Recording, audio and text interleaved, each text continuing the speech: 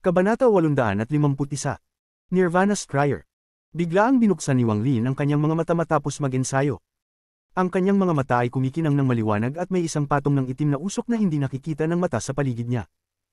Sa loob ng kanyang katawan, ang kanyang pinagmula na enerhiya ay naging puting usok at umiikot sa kanyang katawan ng mas mabilis ng ilang beses kumpara sa normal. Bumulong si Wang Lin, Dao, pumasok sa Dao. Matapos niyang magka-enlightenment, hindi na siya malito tungkol sa kanyang kasalukuyang estado kundi ganap na nakakaalam. Naranasan na niyang pumasok ang Dao sa kanyang katawan matagal na, ngunit iyon ay nasa buhay at kamatayang domain. Ngayon, pinagsama niya ang karma domain sa isang pisikal na anyo at pumasok ito sa kanyang katawan. Matapos mag-isip ng tahimik sandali, tumayo si Wang Lin, at sa isang kisap ng mata, lumitaw siya sa labas ng bundok. Si Tashan ay naging anino at nawala sa likod ni Wang Lin sa sandaling lumitaw si Wang Lin. Isang hakbang, nawala si Wang Lin at naging isa sa mundo. Nang siya ay muling lumitaw, siya ay nasa kalagitnaan ng mga bituin. Hindi siya nagtagal at mabilis na nawala.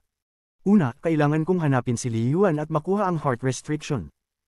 Kung may magtangkang hamarang sa aking daan, aktibahin ko ang Divine Retribution at hiramin ang kanilang lakas para tulungan akong malampasan ito. Malamig ang mga mata ni Wang Lin. Naranasan na niya ang Divine Retribution ng ilang beses at hindi na niya nararamdaman ang takot dito tulad ng dati. Sa puntong ito, siya ay naging isa sa mundo at tumulak patungong Southern Domain. Ang pamilya Li ay nasa Southern Domain sa Planet Annihilation. Si Wang Lin ay naging isa sa mundo at gumalaw ng hindi kapanipaniwala na bilis, sinusunod ang mapa na ibinigay ni Li Yuan. Ngunit, sa kanyang antas ng pagsasanay, hindi siya maaaring magtagal na maging isa sa mundo. Bawat beses na siya ay muling lumitaw, kailangan niyang magpahinga ng sandali. Gayunpaman, ang kanyang bilis ay mas mabilis pa kaysa sa mga cultivator na hindi kayang maging isa sa mundo. Sa araw na ito nang siya ay muling lumitaw, siya ay nasa Southern Domain, at tumuloy siya paaban. Isang sandali matapos iyon, nang siya ay malapit ng maging isa sa mundo, bigla niyang nabago ang ekspresyon. Isang malakas na pakiramdam ng panganib ang bumalot sa lugar. Ang mga mata ni Wang Lin ay naging malamig at ang kanyang katawan ay kumilos ng mabilis. Ang espasyong kinaroroonan niya ay biglang gumuho ng malakas at kumalat ang shockwave. Malamig ang mga mata ni Wang Lin habang kalmado niyang tinitingnan ang distansya. Nakita niya ang isang pulang ulap na pumuno sa distansya. Sa isang iglap, ang pulang ulap ay nagtipon sa harap ni Wang Lin at naging isang kalalakihang nasa kalagitnaan ng edad. Ano, ikaw ba si Shu Mo? Ang kalalakihang nasa kalagitnaan ng edad ay may hawak na salamin sa kanang kamay at malamig na tinitingnan si Wang Lin. Nang makita ni Wang Lin ang kalalakihang ito, nakilala niya ito, ngunit hindi siya nagsalita. Sa halip, umatras siya ng isang hakbang at may mga alon na lumitaw sa ilalim ng kanyang mga paa habang sinubukan niyang maging isa sa mundo. Ngunit agad niyang itinigil. Ang espasyong nakapaligid sa kanya ay nilok ng isang misteryosong lakas, kaya't hindi siya makapagsanib. Nahulaan na ito ni Wang Lin nang lumitaw ang kalalakihang nasa kalagitnaan ng edad. Ngayon na na-verify na ito, hindi siya nagpanik at kalmadong tinitingnan ang kalalakihang nasa kalagitnaan ng edad. Malamig ang ekspresyon ng kalalakihang nasa kalagitnaan ng edad at ang boses nito ay mas malamig pa. Bagamat hindi ko alam ang spatial bend, kaya ko pa ring kalkulahin ang iyong lokasyon. Inihanda ang lugar na ito para sa iyo. Hindi na binigyan ng pagkakataon si Wang Lin na magsalita. Nang magsalita siya, kumislap ang bronze mirror na hawak nito at biglang nawala ang espasyong nakapaligid. Ang paligid ay naging parang ibabaw ng salamin. Magtipon. Habang malamig na nagsasalita ang kalalakihang nasa kalagitnaan ng edad, ang lahat sa paligid ni Wang Lin ay gumuho at naging mga piraso. Pagkatapos, sa isang alon ng kanyang manggas, lahat ng ito ay pumasok sa bronze mirror sa kanyang kamay. Hawak niya ang salamin at umalis papalayo. Ang lahat ng ito ay nangyari sa isang iglap. Sa buong kaganapang ito, hindi nagbago ang ekspresyon ng kalalakihang nasa kalagitnaan ng edad. Parang isang ordinaryong bagay lang sa kanya ang pagdakip kay Wang Lin. Isang malabo na aura ang pumuno sa lugar habang lumitaw si Wang Lin. Ang buong lugar ay napuno ng mist at isang mainit na enerhiya ang damaloy mula sa lahat ng direksyon. Parang siya ay nasa isang langit na pagan. Ang mga mata ni Wang Lin ay kalmado at naging malamig. Pinayagan niyang magtagpo ang puting usok sa loob ng kanyang katawan at ang itim na usok sa labas.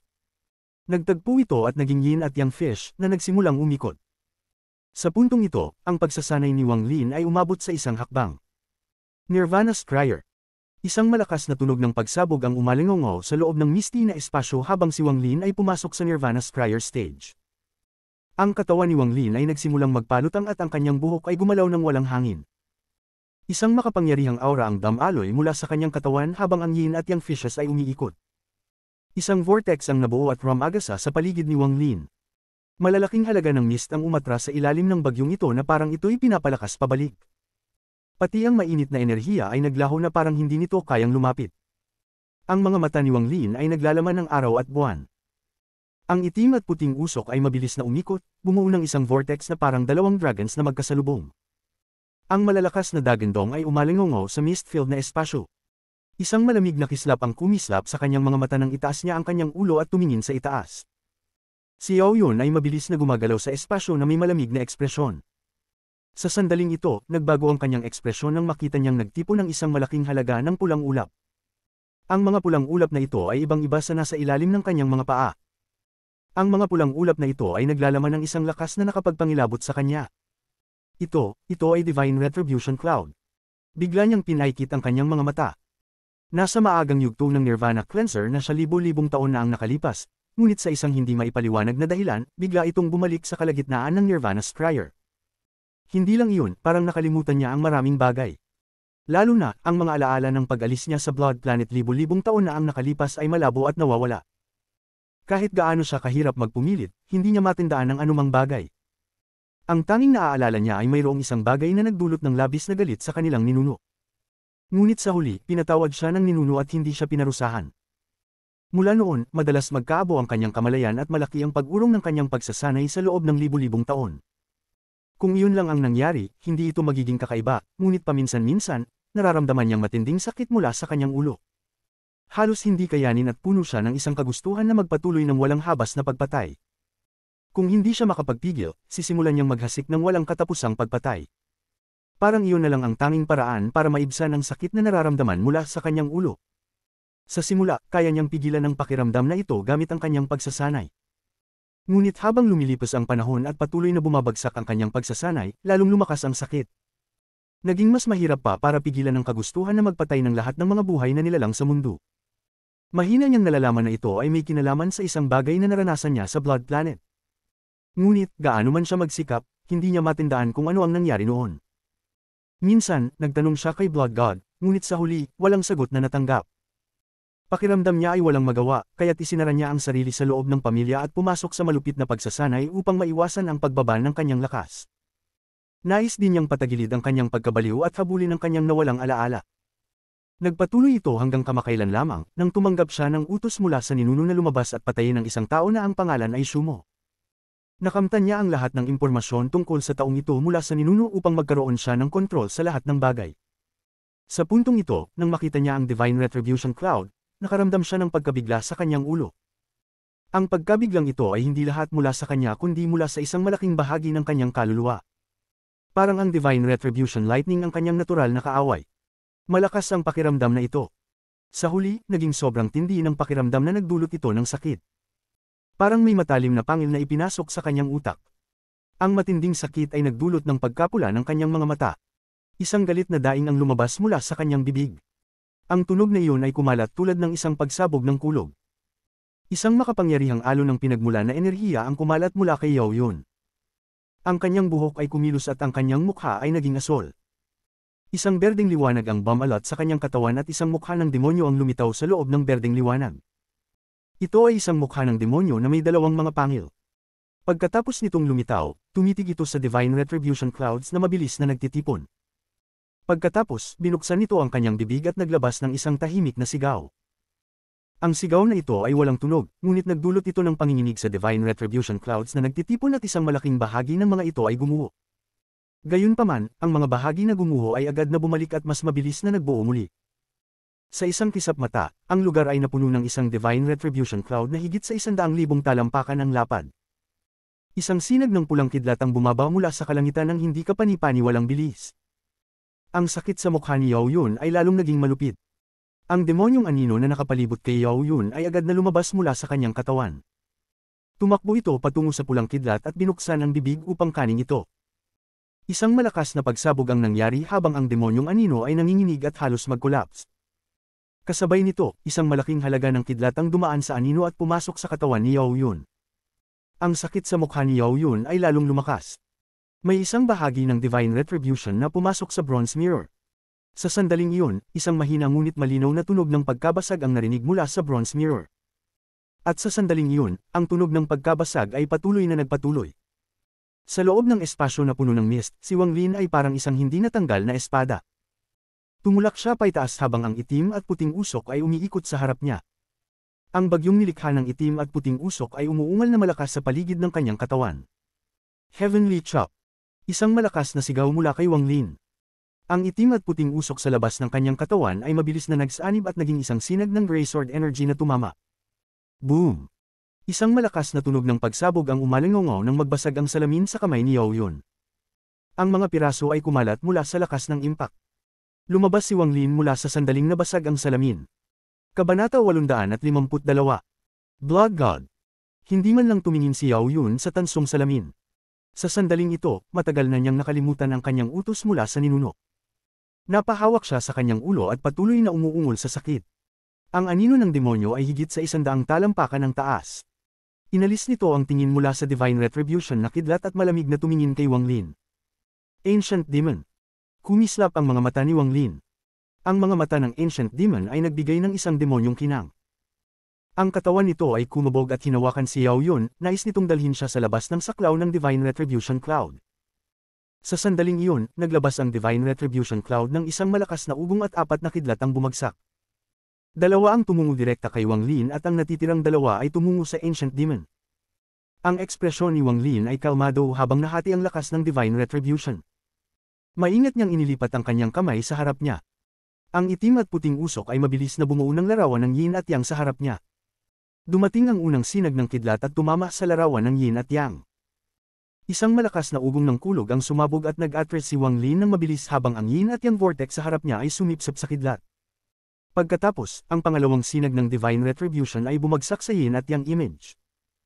Ang mga mata ni Wang Lin ay nagbigay ng kakaibang liwanag habang ang kanyang origin soul ay tumalon palabas sa anyo ng Ancient Thunder Dragon at nilamon ito. Paglamon ng Divine Retribution.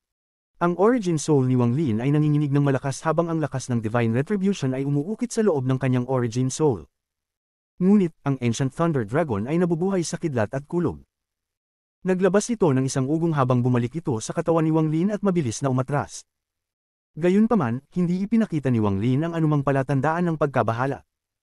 Bagamat malakas ang Divine Retribution, hindi siya natatakot dito, lalo na't may ibang nilalang na nagdadala ng kalahating bigat. Tungkol naman sa Ancient Demon, habang ito ay umaatras ng mabilis, ang Divine Retribution Cloud ay patuloy na lumalawak. Bagamat nakain ito ang parehong kidlat ng Divine Retribution, ito ay naging mas malabo at naglabas ng tahimik na mga sigaw habang patuloy na umatras. Mabilis ito, kaya't hindi makasunod ang Divine Retribution Cloud. Tila ba kukuha na ito kay Yao Yun at aalis na sa saklaw ng Divine Retribution Cloud. Ang mga mata ni Wang Lin ay kumislap at sumigaw siya, Yao Yun, naaalala mo ba ang dalawang magkapatid na si Yao Bingyan at Yao Mengyan? Naalala mo ba noong nasa Blood Planet tayo, ang eksena ng Ancient Lamp na nilamon ng kaluluwang iyon? Ang boses ni Wang Lin ay may kasamang divine sense. Kumalat ito nang may lakas at tumama sa mga tainga ni Yao Yun na umatras. Ang sakit na daing ni Yao Yun ay naging mas malupit at tumigil siya sa paggalaw. Lahat ng ugat sa kanyang mukha ay namaga. Ang kanyang ekspresyon ay naging mabagsik habang hawak ang kanyang ulo sa sakit at sumigaw, lumabas ka sa katawan ko. Huwag mong alamin kung sino ka, lumabas ka sa katawan ko. Itinaas ni Yao Yun ang kanyang ulo at ang mga mata niya ay pula sa kabaliwan. Para bang nakikita niya ang Ancient Demon sa itaas na nanggagaling mula sa kanyang katawan. Ang ekspresyon ng Ancient Demon ay naging mas malungkot. Tinitigan ito si Wang Lin ng malamig na tingin. Sa halip na umatras, mabilis itong lumabas mula kay Yao Yun at tumulak kay Wang Lin. Ang mga mata ni Wang Lin ay kumislap at binuksan ang bibig upang magbuga ng puting usok. May isang bagay sa loob ng puting usok, ang Celestial Silang Stamp. Bigla itong lumaki sa harap ni Wang Lin, at habang ang kanyang kamay ay bumuo ng isang seal, daan-daang libong seals ang pumutok patungo sa Ancient Demon. Sa sandaling iyon, ang Divine Retribution Cloud ay nagtipon muli, bumuo ng higit sa 12 ng mga sinag ng pulang kidlat na higit sa 10 talampakan ng haba. Para bang ang espasyo mismo ay magbabalikwa sa pagbaba nila. Habang humaharap sa daan-daang libong seals at Divine Retribution Lightning, ang mga mata ng Ancient Demon ay kumislap. Nagbugay ito ng ilang tahimik na salita at sa isang iglap, ang kanyang katawan na malabo ay naging mas malabo pa. Ang mga daan-daang libong gintong seals ay parang nawala ng target. Ang mga sinag ng Divine Retribution ay tumigil at tila nawala ng target at nagbago ng direksyon patungo kay Wang Lin. Habang umuugong ang malalakas na tunog, naglabas ang Ancient Demon ng isang ngisi. Sa kritikal na sandali, hindi ipinakita ni Wang Lin ang kahit anong palatandaan ng pagkabahala. Inabot niya ang kanyang kanang kamay patungo sa wala at lahat ng gintong seals ay mabilis na nagtipon patungo sa kanya. Tila ba magsasagawa si Wang Lin ng isang seal sa kanyang sarili. Ang Divine Retribution Lightning ay mabilis na bumagsak. Sa sandaling iyon, may kumislap na liwanag sa harap ni Wang Lin at isang illusory furnace ang lumitaw. Pagdating ng furnace, isang malakas na sinaunang amoy ng Diyos ang kumalat. Napatalo ng Ancient Demon at ang mga mata nito ay bumukas ng malaki, puno ng hindi makapaniwalang ekspresyon. Isang maliit na demonyo, hindi ka karapat-dapat na bigyan ko ng pansin. Magpalit ng pwesto. Nagpakita si Wang Lin ng isang kakaibang ngiti habang isang kakaibang lakas ang nagmula sa Ancient God Furnace. Sa isang saglit, nawala ang katawan ni Wang Lin at ang Ancient Demon na may shock na ekspresyon ay nawala rin. Ang dalawa ay nagpalitan ng posisyon sa sandaling ito. Paglitaw ng Ancient Demon, daan-daang libong gintong runes ang pumaligid dito at higit sa 10 Divine Retribution Lightning Bolts ay tumatama patungo dito. Isang malakas na ugong ng kulog ang umalingaw sa buong mga bituin. Sa ilalim ng salakay ng daan-daang libong seals, tinamaan ng Ancient Demon ng higit sa 10 Divine Retribution Lightning Bolts. Naglabas ang Ancient Demon ng isang matinding daing at halos mag-collapse ang katawan nito. Sa huli, ito ay naging isang demonic seal na pumasok sa walang hangganan patungo sa pagitan ng mga kilay ni Yao Yun. Ang demonic seal na ito ay nagbigay ng pakiramdam na ito ay labis na mahina. Sa sandaling iyon, ang ekspresyon ni Yao Yun ay naging mas mabagsik at sumigaw siya, lumabas. Para bang nabaliw na ang kanyang katawan at ang kanyang origin energy ay dumagsa para magputok.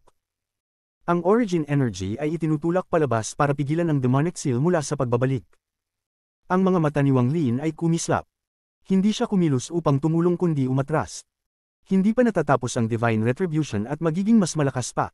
Sa ngayon, may tumutulong na Ancient Demon, mas gusto niyang umalis. Ngunit, sa sandaling iyon, ang ekspresyon ni Wang Lin ay nagbago ng malaki. Sa sandaling iyon, isang amoy ng dugo ang biglang lumitaw. Ang amoy na ito ay tila hindi natatakot sa Divine Retribution at mabilis na lumapit. Hindi nagtagal, isang malaking halaga ng mist ng dugo ang lumitaw. Panahon na upang tapusin ito. Isang sinaunang boses ang dumating mula sa mist. Kasabay nito, isang tuyong braso ang lumabas mula sa likod ni Yao Yun at hinawakan ang demonic seal. Hindi pinansin ng kamay ang origin energy ni Yao Yun at direktang pinindot ito sa pagitan ng kanyang mga kilay. Blood God! Biglang lumiit ang mga mata ni Wang Lin. Sa sandaling iyon, sa loob ng Thunder Celestial Temple Celestial, si Lord Qing Shui ay biglang nagbukas ng kanyang mga mata. Pagkatapos magmuni-muni ng ilang sandali, humitit siya ng malamig at nawala. Kabanata 853. Blood Swallow. Isang malaking halaga ng Divine Retribution ang kumalat, na bumuo ng isang malakas na presyon. Ang presyong ito ay napakalakas na lahat ng nasa saklaw ng presyon ay dumanas ng Divine Retribution. Nagsimula lamang ang lakas ng Divine Retribution. Ang kapangyarihan at nakasisirang lakas na nakapaloob sa Divine Retribution na ito ay ilang beses na mas malakas kaysa dati. Ang paglitaw ng Divine Retribution Clouds ay hindi lamang nagputol sa lugar na ito mula sa natitirang bahagi ng mundo, kundi naramdaman din ng lahat ng malalakas na cultivator sa Southern Domain na ang langit ay nasa isang marahas na estado. Ang mga alon na ito ay napakalakas.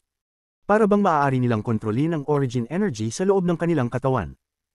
Maraming cultivator ang nagbago ng ekspresyon at umupo upang siliwan ang origin energy sa loob ng kanilang katawan. Ang demonic seal ay kumikislap sa pagitan ng mga kilay ni Yao Yun at ang kanyang mga mata ay puno ng kalituhan. Ang mabagsik na ekspresyon sa kanyang mukha ay unti-unting nawala at kahit ang mga namumulang ugat ay unti-unting bumalik sa normal. Ngunit sa kailaliman ng kanyang mga mata, makikita ang isang nakatagong at galit na laban. Kung may spell na makakakita ng nasa loob ng kanyang puso, maririnig ang kanyang paghiyaw na puno ng kabaliwan. Ang pulang liwanag ay nagtipon sa harap ni Yao Yun. Pagkatapos ng ilang sandali, isang tao ang lumabas mula sa nakakasilaw na pulang liwanag. Ang taong ito ay nakasuot ng maluwag na pulang kasuotan at ang kanyang pulang buhok ay gumagalaw ng walang hangin. Naglalabas siya ng isang sinaunang aura na may kasamang halos hindi matukoy na hint ng demonic aura. Siya ay ang ninuno ng pamilya Yao, ang Blood God. Nang magpakita siya, hindi siya nagpakita ng kahit anong pagkabahala at tinapik ang kanyang kanang kamay. Ang demonic seal kay Yao Yun ay naging mas malakas. Ang laban sa mga mata ni Yao Yun ay sa wakas ay nawala. Ang mga mata ni Wang Lin ay kumurap. Nang lumitaw ang anyo ni Blood God, mabilis na umatras si Wang Lin at inilagay ang kanyang kamay sa kanyang bag. Kung hindi dahil sa Divine Retribution na pumipigil sa kanya na makipag-isa sa mundo, hindi siya mag-aalangan na umalis agad. Sa mga sandaling ito, hindi siya mabagal at parang isang sinag ng liwanag. Ginamit niya ang lahat ng lakas na mayroon siya upang umatras. Tahimik si Blood God habang pinagmamasdan ng umatras na si Wang Lin, para bang tinitingnan lamang niya ito na parang isang langgam. Itinaas niya ang kanyang kanang kamay at tinutok kay Wang Lin at sinabi, "Ibigay mo sa akin ang bagay na nakuha mo sa loob ng Moongazer Serpent." Ang kanyang boses ay kalmado, ngunit nang lumabas ito mula sa kanyang bibig, naging hindi maiisip na malalakas na dagandong. Ang mga dagandong na ito ay sobrang lakas na nagdulot ng matinding pagyanig sa buong mundo sa kanyang paligid. Para bang ang boses ni Blood God ay ang galit ng langit. Ang kanyang boses ay ang tinig ng langit, at walang makakaresist sa ito. Habang ang rumbling ay kumakalat, ang espasyo ay nagbago at kahit ang Divine Retribution Cloud ay napuwersang umatras. Lahat ng ito ay dahil sa boses ni Blood God. Para bang ang kanyang boses ay naglalaman ng isang puwersa na kayang yumuko ang mga batas. Para bang kaya niyang baguhin ang mga batas sa loob ng lugar na ito sa isang saglit upang ang lahat ay sumunod sa kanyang mga patakaran, o kung hindi, sila ay magbabasag. Para bang sa loob ng lugar na ito, si Blood God ay isang tunay na celestial. Mga salitang may kasamang batas. Napanganga si Wang Lin. Ang magpalago ng ganitong mga salita na may kasamang batas sa ganitong antas ay talagang nakakagulat. Bagamat hindi niya maintindihan kung paano kayang baguhin ni Blood God ang batas gamit ang kanyang mga salita, naramdaman niya ang isang puwersa na kasing takaw ng gamit ang libu-libong heavenly chops ng sabay-sabay. Para bang lahat ng bagay sa lugar na ito ay bumagsak dahil sa mga salitang iyon. Apektado din ang katawan ni Wang Lin. Walang anumang babala, nang sinabi ang mga salitang iyon, ang malaking furnace ay agad na lumitaw sa harap ni Wang Lin. Kahit ganun, umubos siya ng maraming dugo at ang kanyang mukha ay naging mapatla. Dapat ay may sugat si Blood God. Walang paraan na gumaling siya mula sa nabasag na bituin ng isang sinaunang Diyos sa ganitong maikling panahon. Pagkatapos umubo ng dugo, mas mabilis pang umatras si Wang Lin at sabay na sumigaw. Hindi ba't medyo labis na ang atakihin ng isang junior bilang isang senior? Kung kumalat ito, masisira ang pangalan ng pamilya Yao. Ang ekspresyon ni Blood God ay malamig nang itinaas niya ang kanyang kanang kamay at tinutok ito. Tahimik siyang nagsabi, "Kung makakaiwas ka sa aking celestial spell, isama mo na ito sa iyong kapalaran." Habang nagsasalita siya, pulang liwanag ang nagtipon sa kanyang daliri. Agad na lumitaw ang isang blood swallow at tumalon patungo kay Wang Lin. Ang mukha ni Wang Lin ay mapatla. Habang siya'y umaatras, inilabas niya ang Celestial Mountain. Wala siyang oras para mag-alala tungkol sa pagkawala nito kaya't inihagis ito at sumigaw, "Soul, sumabog." Nakuha ni Wang Lin ang Celestial Mountain mula kay Greed, at pagkatapos alisin ang kanyang kaluluwa, naging napakamalakas ito. Kahit hindi na-extract ang kaluluwa, ang pagsabog ng kaluluwa ay mas malakas pa. Nang ang Blood Swallow ay palapit na, sumabog ang Celestial Mountain, na naglikha ng isang malakas na bagyo. Ang bagyong ito ay malakas at may kaluluwa sa loob nito, bumuo ng isang malaking vortex. Ang mga pagsabog ng nakasisirang aura ay nagmula sa loob ng vortex. Mabilis na umatras si Wang Lin at bumuga ng Celestial Silang Stamp. Ang kanyang mga kamay ay bumuo ng isang seal at ang Celestial Silang Stamp ay lumipad pasulong. Ngunit, sa mga sandaling ito, isang eksenang nagdulot ng takot sa mata ni Wang Lin ang lumitaw sa kanyang harapan. Nang ang Blood Swallow at ang bagyong gumuho ng bundok ay magtama, binuksan ng swallow ang bibig nito at basta na lang sinipsip. Bigla, ang nakakatakot na bagyo ay agad na hinihigop ng isang hindi maipaliwanag na pagsipsip at lahat ito ay ininhale ng Blood Swallow. Masyadong mabilis ang nangyari. Nang bumagsak ang Celestial Mountain, bigla itong nawala. Ang Blood Swallow ay kumislap ng maliwanag at tumalon patungo kay Wang Lin. Ang Celestial Silang Stamp ay dumaan upang hadlangan. Habang ang mga kamay ni Wang Lin ay bumuo ng seal, daan-daang libong gintong seals ang nagsama-sama patungo sa Blood Swallow. Ngunit binuksan ng Blood Swallow ang bibig nito at ang vortex ay itinapon pabalik. Ngunit ngayon ay nasa ilalim ng kontrol ng Blood Swallow. Ang nakasisirang puwersa sa loob nito ay rumugto habang ito ay patuloy na nagsasalpukan sa mga papalapit na gintong seals. Anong klaseng celestial spell ito? Ang pagsipsip ng aking divine sense ay normal, ngunit pagkatapos nitong isipsip, kaya pa nitong gamitin. Ang ekspresyon ni Wang Lin ay malungkot habang tinitingnan ng Blood Swallow. Kinagat niya ang kanyang mga ngipin habang hinaplos ang kanyang bag at lumabas ang pangatlong God-slaying war chariot. Lumipad ito at naging butterfly. Sa sandaling lumabas ang butterfly, kumurap ang mga mata ni Blood God at napakunot ang kanyang nuunang bahagya. Ang Blood Swallow ay dumaan mula sa mga gintong seals at nagpunta kay Wang Lin. Sa sandaling iyon, marahang pinaandar ng butterfly ang kanyang mga pakpak. Ang mga mata ng Blood Swallow ay kumislap ng pula at tumigil. Binuksan nito ang bibig nito at nagsipsip. Pinaandar ulit ng butterfly ang kanyang mga pakpak at sa pagkakataong ito, ang makulay na pulbos ay sumunod sa kanya. Ang Blood Swallow ay tumili at tumalon patungo sa butterfly. Ang butterfly na binuo ng God-slaying war chariot ay patuloy na pinapalipad ang kanyang mga pakpak. Sa bawat galaw ng Blood Swallow, kailangan itong huminto at sumipsip. Bilang resulta, bumagal ito ng malaki. Ang ekspresyon ni Blood God ay malamig habang itinaas niya ang kanyang kanang kamay at tinutok. Ang Blood Swallow ay kumislap ng ilang beses na mas maliwanag kaysa dati. Para bang na-break na nito ang isang limitasyon at mabilis na lumapit. Ang butterfly ay lumipad pasulong. Nang ang Blood Swallow ay lumapit, pabilog na nilibot ng butterfly ang Blood Swallow, pinapalipad ang kanyang mga pakpak at naglalabas ng makulay na pulbos. Ang blood light sa paligid ng swallow ay kumunot hanggang ito ay napapalibutan ng 5 kulay. Hindi na ito umatake kundi kumilos kasama ang butterfly. Ang eksenang ito ay sobrang kakaiba, ngunit malinaw na nakita ni Wang Lin na ang butterfly ay kumupas ng malaki. Halatang mahirap na para dito na labanan ng ganitong klaseng spell. Ang Blood Swallow ay sinamahan ng butterfly at bumalik kay Wang Lin. Hindi ito umatake kay Wang Lin kundi lumipad sa tabi ng butterfly. Si Wang Lin ay umatras ng walang pag-aalinlangan at ang Celestial Silang Stamp ay sumunod sa kanya. Si Blood God ay huminga ng malamig at lumakad ng isang hakbang. Sa isang hakbang, ang espasyo sa likod ni Wang Lin ay punit, bumuo ng isang puwang na mahirap tawirin. Isang malamig na hangin ang sumok mula sa loob, na nagdulot kay Wang Lin na huminto. Tinitigan niya si Blood God at sinabi, babalik ba ang senior sa kanyang pangako? Ano kung hindi ko tuparin ang pangako ko?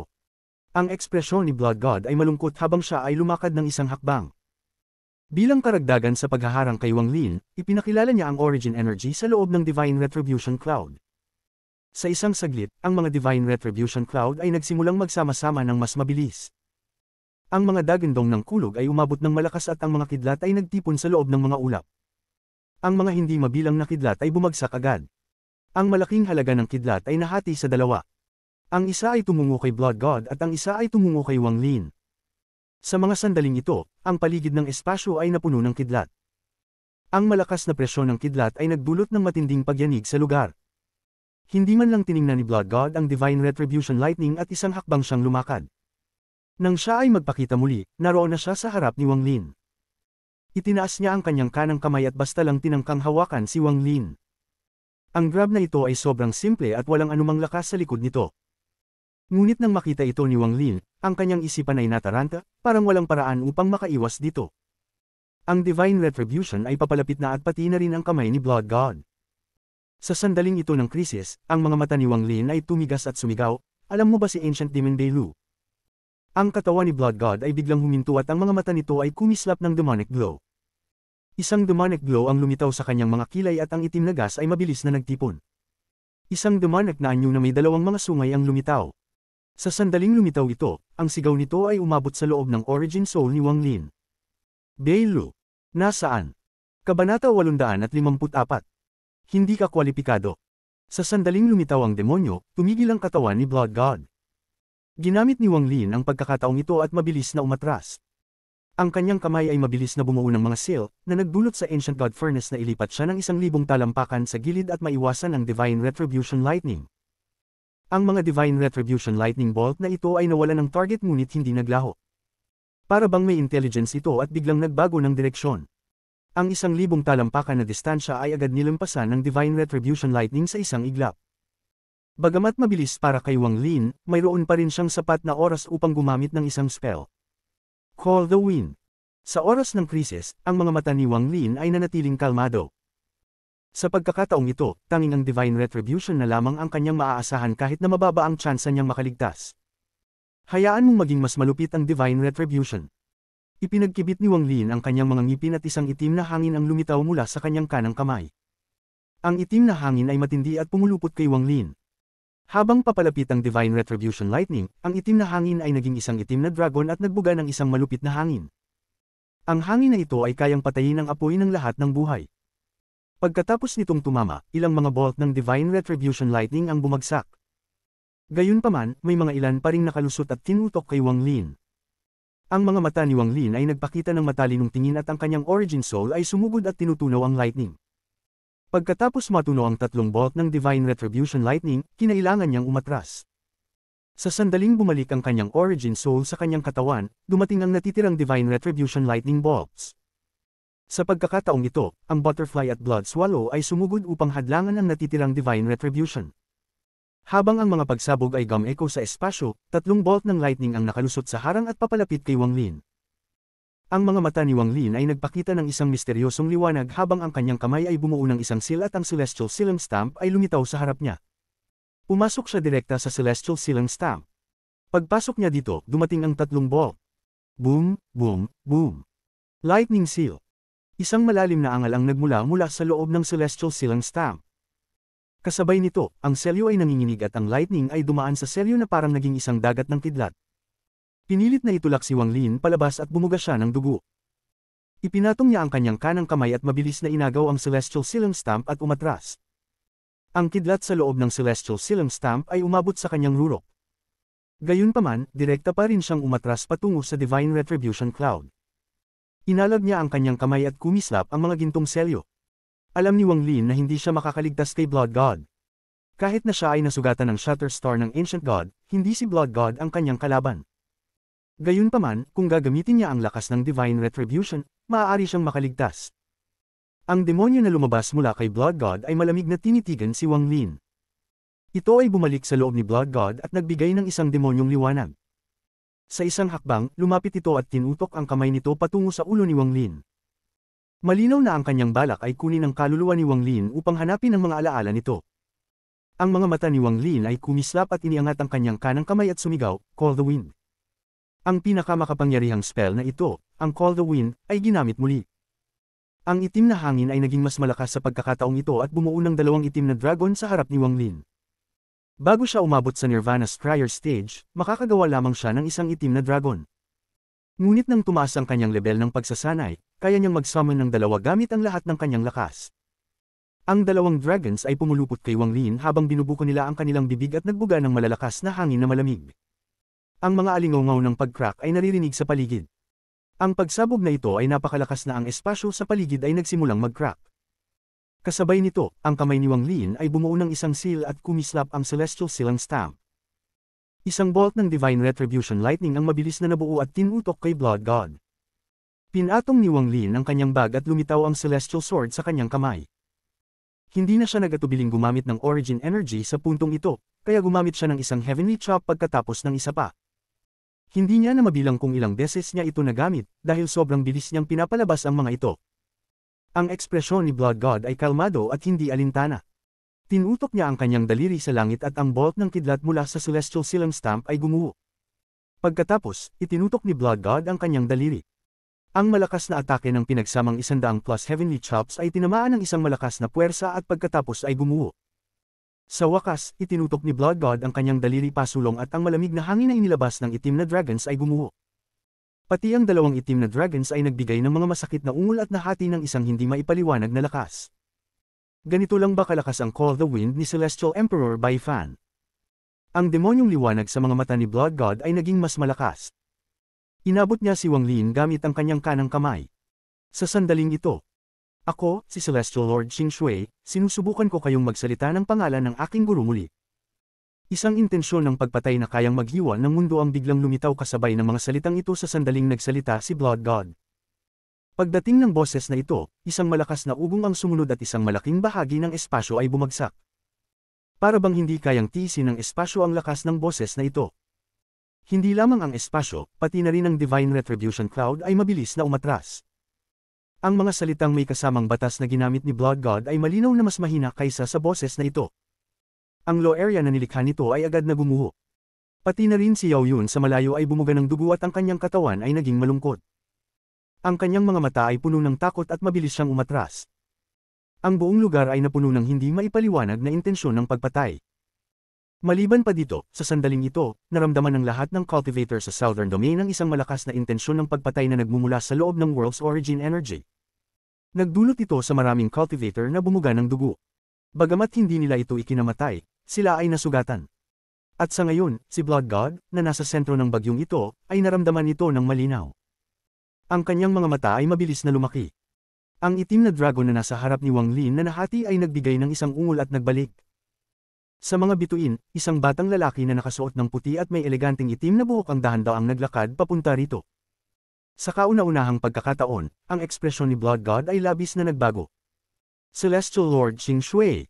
Ang kamay ni Blood God ay umurong at ilang hakbang ang tinahak pabalik. Habang tinitingnan niya ang batang lalaking naglalakad, naging madilim ang kanyang ekspresyon. Naglakad si Ching Shui ng may malamig na ekspresyon.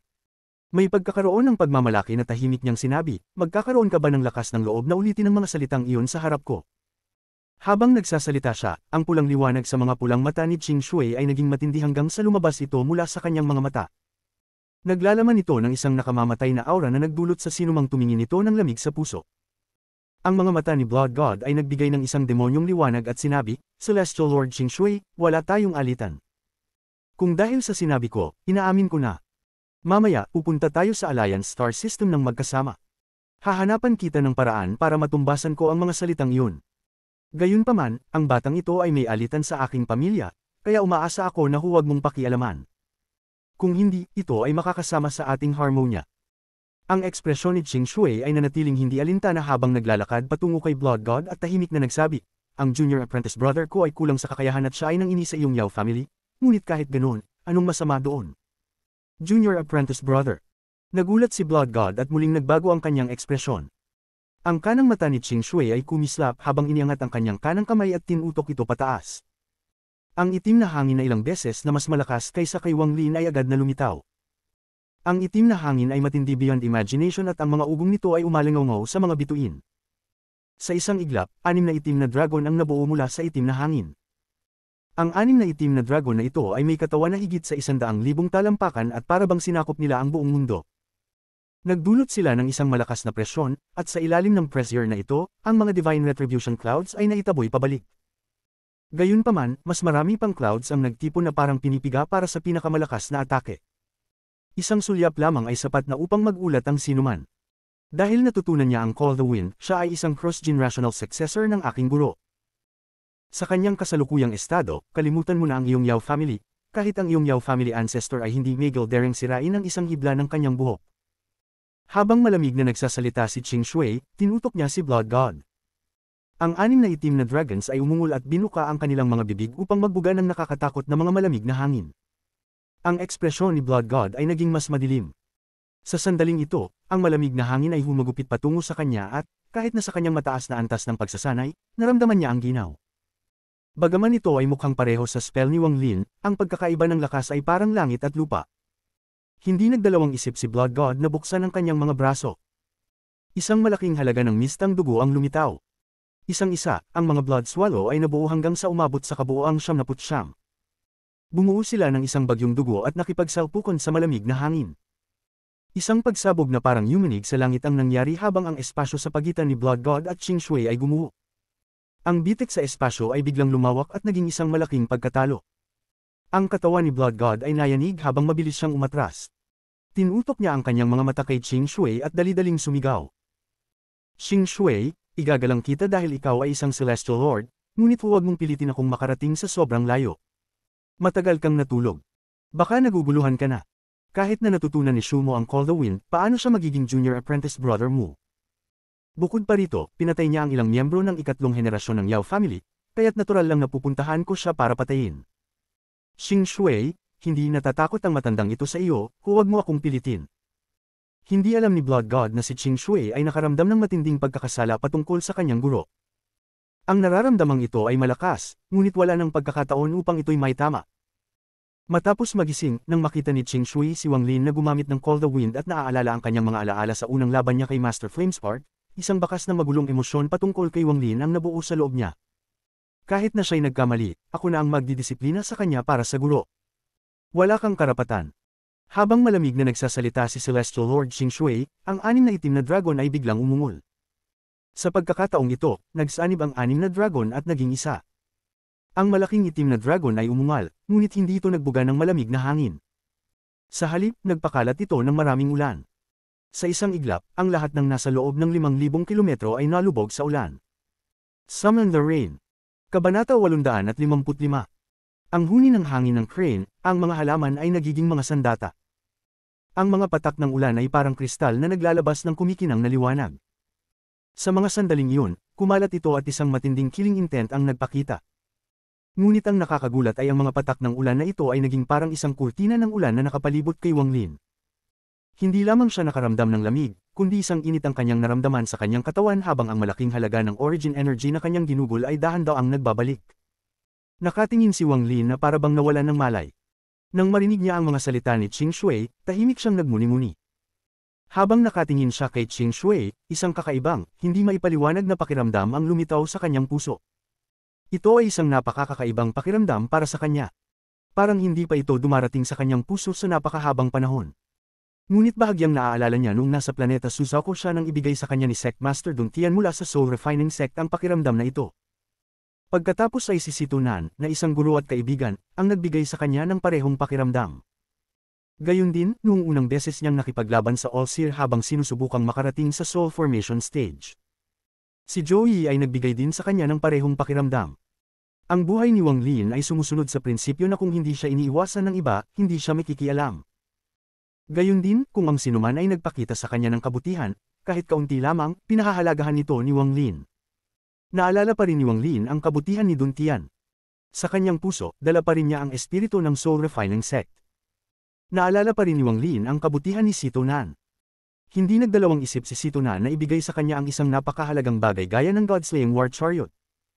Kung si Situnan ay nasa isang mahirap na kalagayan, alam ni Wang Lin na kahit ito ay magresulta sa kanyang kamatayan, hanggat may posibilidad na mailigtas siya, hindi siya magdadalawang isip.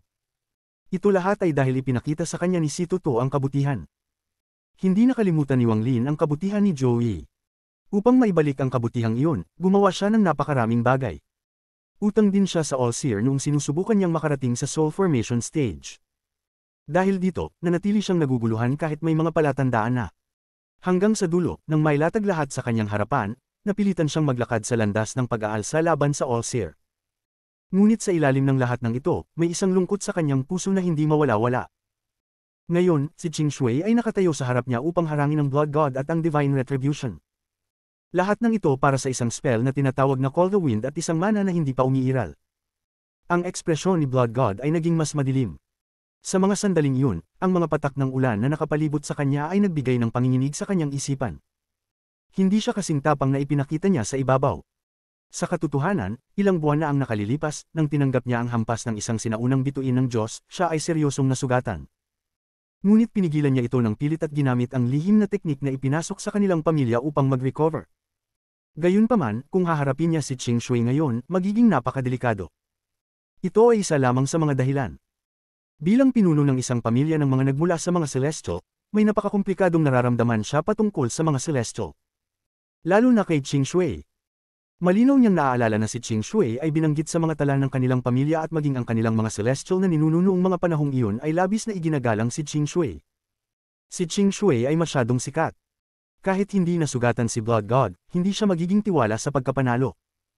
Gayun din, kapag ang isang tao ay umabot na sa isang tiyak na antas ng cultivation, hindi na sila maglalaban o ang laban ay magiging sumabog na kasing lakas ng kalangitan. Sa mga sandaling ito, ang mga patak ng ulan ay biglang gumalaw, na nagbigay ng matalim na tunog ng huni. Ang bawat patak ng ulan ay naglalaman ng hindi matutumbasang origin energy at kahit isang bakas ng napakapurong enerhiya mula sa celestial realm. Ang mga hindi mabilang na patak ng ulan ay parang hindi mabilang na mga espada na nagmamadaling tumungo kay Blood God. Ang bawat patak ng ulan ay naglalaman ng isang nakakatakot na aura. Isang patak lang ay sapat na upang sirain ang isang Ascendant Cultivator. 10 patak ay sapat upang patumbahin ang isang Illusory Yin Cultivator. 100 patak ay kayang sirain ang isang Corporeal Yang Cultivator. 1,000 patak at kahit isang Nirvana Scryer Cultivator ay kailangang umatras. Nang gumalaw ang mga hindi mabilang na patak ng ulan, para bang kaya nilang pumasok sa batas. Maging ang isipan ni Blood God ay nanginginig sa harap ng mga patak ng ulan. Ang kanyang mga mata ay kumislap at nagwakas ang isang malakas na tunog na kayang hatiin ang langit at lupa. Ang tunog ng rumble ay nakakagulat habang kumalat ito mula sa katawan ni Blood God. Paglabas nito mula sa katawan, isang malakas na hangin ang nagmistulang dumaan sa kanyang paligid. Agad itong naging isang bagyong kulog. Ginamit niya ang kulog upang lumikha ng tunog, ang tunog na iyon ay nagdulot ng panginginig sa espasyo at ang espasyo mismo ay lumikha ng hangin. Ito ang kilalang bagyong kulog na nilikha ng celestial spell na Sound of Wind. May detalyadong formula para sa spell na ito sa ika-8 palapag ng pavilion na nakuha ni Wang Lin. Ang ekspresyon ni Blood God ay naging mas madilim habang tinuturo ang kalangitan. Ang hangin sa paligid ay mabilis na kumalat. Agad itong nakipagbanggaan sa mga patak ng ulan at ang paligid ay napuno ng tunog ng kulog. Ang mga alon ng epekto ay kumalat, pinapalakas ang origin energy sa paligid at sanhi ng pagbagsak ng malalaking bahagi ng espasyo. Ang mga hindi mabilang na patak ng ulan ay tinulungan ng bagyong kulog at mabilis na nagtipon. Bumuo sila ng isang malaking kurtina ng tubig na nakapalibot kay Blood God. Ang kulog mula sa hangin ay gumalaw sa pagitan ng mga patak ng ulan at mabilis na kumalat. Sa isang iglap, ang paligid ay naging isang impyernong kulog. Celestial Spell Sound of Wind. Ang ekspresyon ni Qing Shui ay malamig at kalmado niyang sinabi, Rain Seal. Sa sandaling sinabi niya ang mga salitang iyon, ang mga patak ng ulan ay nagbigay ng matalim na lamig. Agad na nagsimulang magbuo ng mga kristal ng yelo, at kasabay nito ay ang tunog ng pagputok. Agad na naging yelo ang ulan. Ang nagngangalit na bagyong kulog ay nagsimulang mag-freeze sa sandaling tumama sa mga patak ng ulan. Sa mga sandaling ito, ang hangin ay nagyelo na parabang ito ay katawan, bumubuo ng isang ice dragon na may hugis ng whirlpool. Hindi na nagdalawang isip si Blood God at mabilis na gumawa ng sail. Ang Heavenly Origin Energy ay mabilis na nagtipon mula sa lahat ng direksyon at bumuo ng isang bola na kasing laki ng kamao sa kanyang katawan. Ang kanyang kanang kamay ay gumawa ng isa pang seal at mabilis na piniga ito sa maliit na bola. Isang malakas na panginginig ang kumalat at ang maliit na bola ay biglang naging isang crane. Mayroong pulang korona, gintong paa, at puting balahibo. Agad na lumipad ang crane sa ere at umiikot sa paligid ni Blood God. Hindi huminto si Blood God at patuloy na nagtipon ng walang katapusang Heavenly Origin Energy. Sa isang iglap, 9 na cranes ang nabuo. Ang 9 na cranes ay lumipad at sumigaw si Blood God, Qing Shui, ang thunderstorm ng ninuno ng pamilya Yao ay hindi makakatulad sa iyong Call the Wind. Gayunpaman, sa napakaraming taon, ang mga ninuno ng pamilya Yao ay lumikha ng isang spell. Ang mga mata ng 9 na cranes ay agad na naging pula at nagbigay ng isang makapangyarihang demonic aura. Ang demonic aura ay kumalat na parang bagyo at ang mga yelo sa paligid ay nagsimulang magpakita ng mga palatandaan ng pagkabasag. Napakalakas ng enerhiya ng demonyo na ito. Sa gitna nito, nagsimulang lumutang ang buhok ni Blood God at isang pulang vortex ang lumitaw sa pagitan ng kanyang mga kilay. Habang umiikot ito, mas malakas pang demonic energy ang lumabas mula sa kanyang katawan. Sa mga sandaling iyon, hindi na si Blood God isang cultivator, kundi isang sinaunang demonyo na sumakop sa katawan. Celestial Spell, Crane's Might. Ang mga mata ni Blood God ay nagbigay ng demonic na kislap tulad ng isang ilaw. Nang sumigaw siya, ang 9 na cranes ay nagsimulang sumayaw sa paligid ni Blood God at nagbigay ng mga malalakas na sigaw. Ang mga sigaw na ito ay sobrang matalim at matining. Ang mga sigaw mula sa 9 na cranes ay agad na bumuo ng isang bagyo at umalingaw ng matinding lakas. Bang, bang, bang, bang. Lahat ng yelo sa paligid ay nagsimulang mag-collapse at pabalik. Ang lahat ng yelo sa loob ng 500 kilometers ay gumuho. Sa isang sandali, parabang ang buong mundo ay nabalot sa mga sigaw. Ang tunog na ito ay napakalakas na parang mga pinong karayom na tumusok sa lahat ng bagay. Ang lahat ng nasa loob nito ay mabilis na nag-disintegrate. Sa sandaling iyon, isa sa mga cranes ay biglang pumutok at nagbuhos ng mga puting balahibo. Pagkatapos, isang mas malakas na sigaw ang nanggaling mula sa pumutok na crane. Di kalaunan, pumutok ang isa pang crane. Sa isang iglap, lahat ng 9 na cranes ay pumutok at ang mga hindi mabilang na balahibo ay kumalat. Ito ay naging isang malakas na spell na nakaapekto sa lahat ng bagay sa loob ng libu-libong kilometers. Ang titig ni Qing Shui ay nanatiling malamig habang dahan-dahan niyang sinabi, hindi masama ang spell na ito. Hindi lang basta hindi masama. Hindi pa tapos ang spell ng matandang ito mula sa pamilya Yao. Crane's Wind Roar, Plant's Arsenal. Ang mga mata ni Blood God ay nagbigay ng demonyong kislap.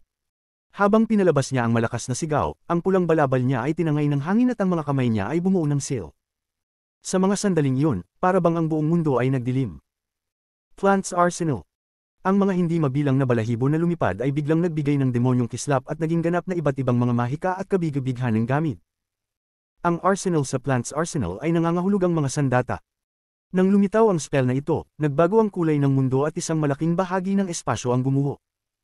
Patuloy itong kumalat, 500 kilometro, 5,000 kilometro, 50,000 kilometro.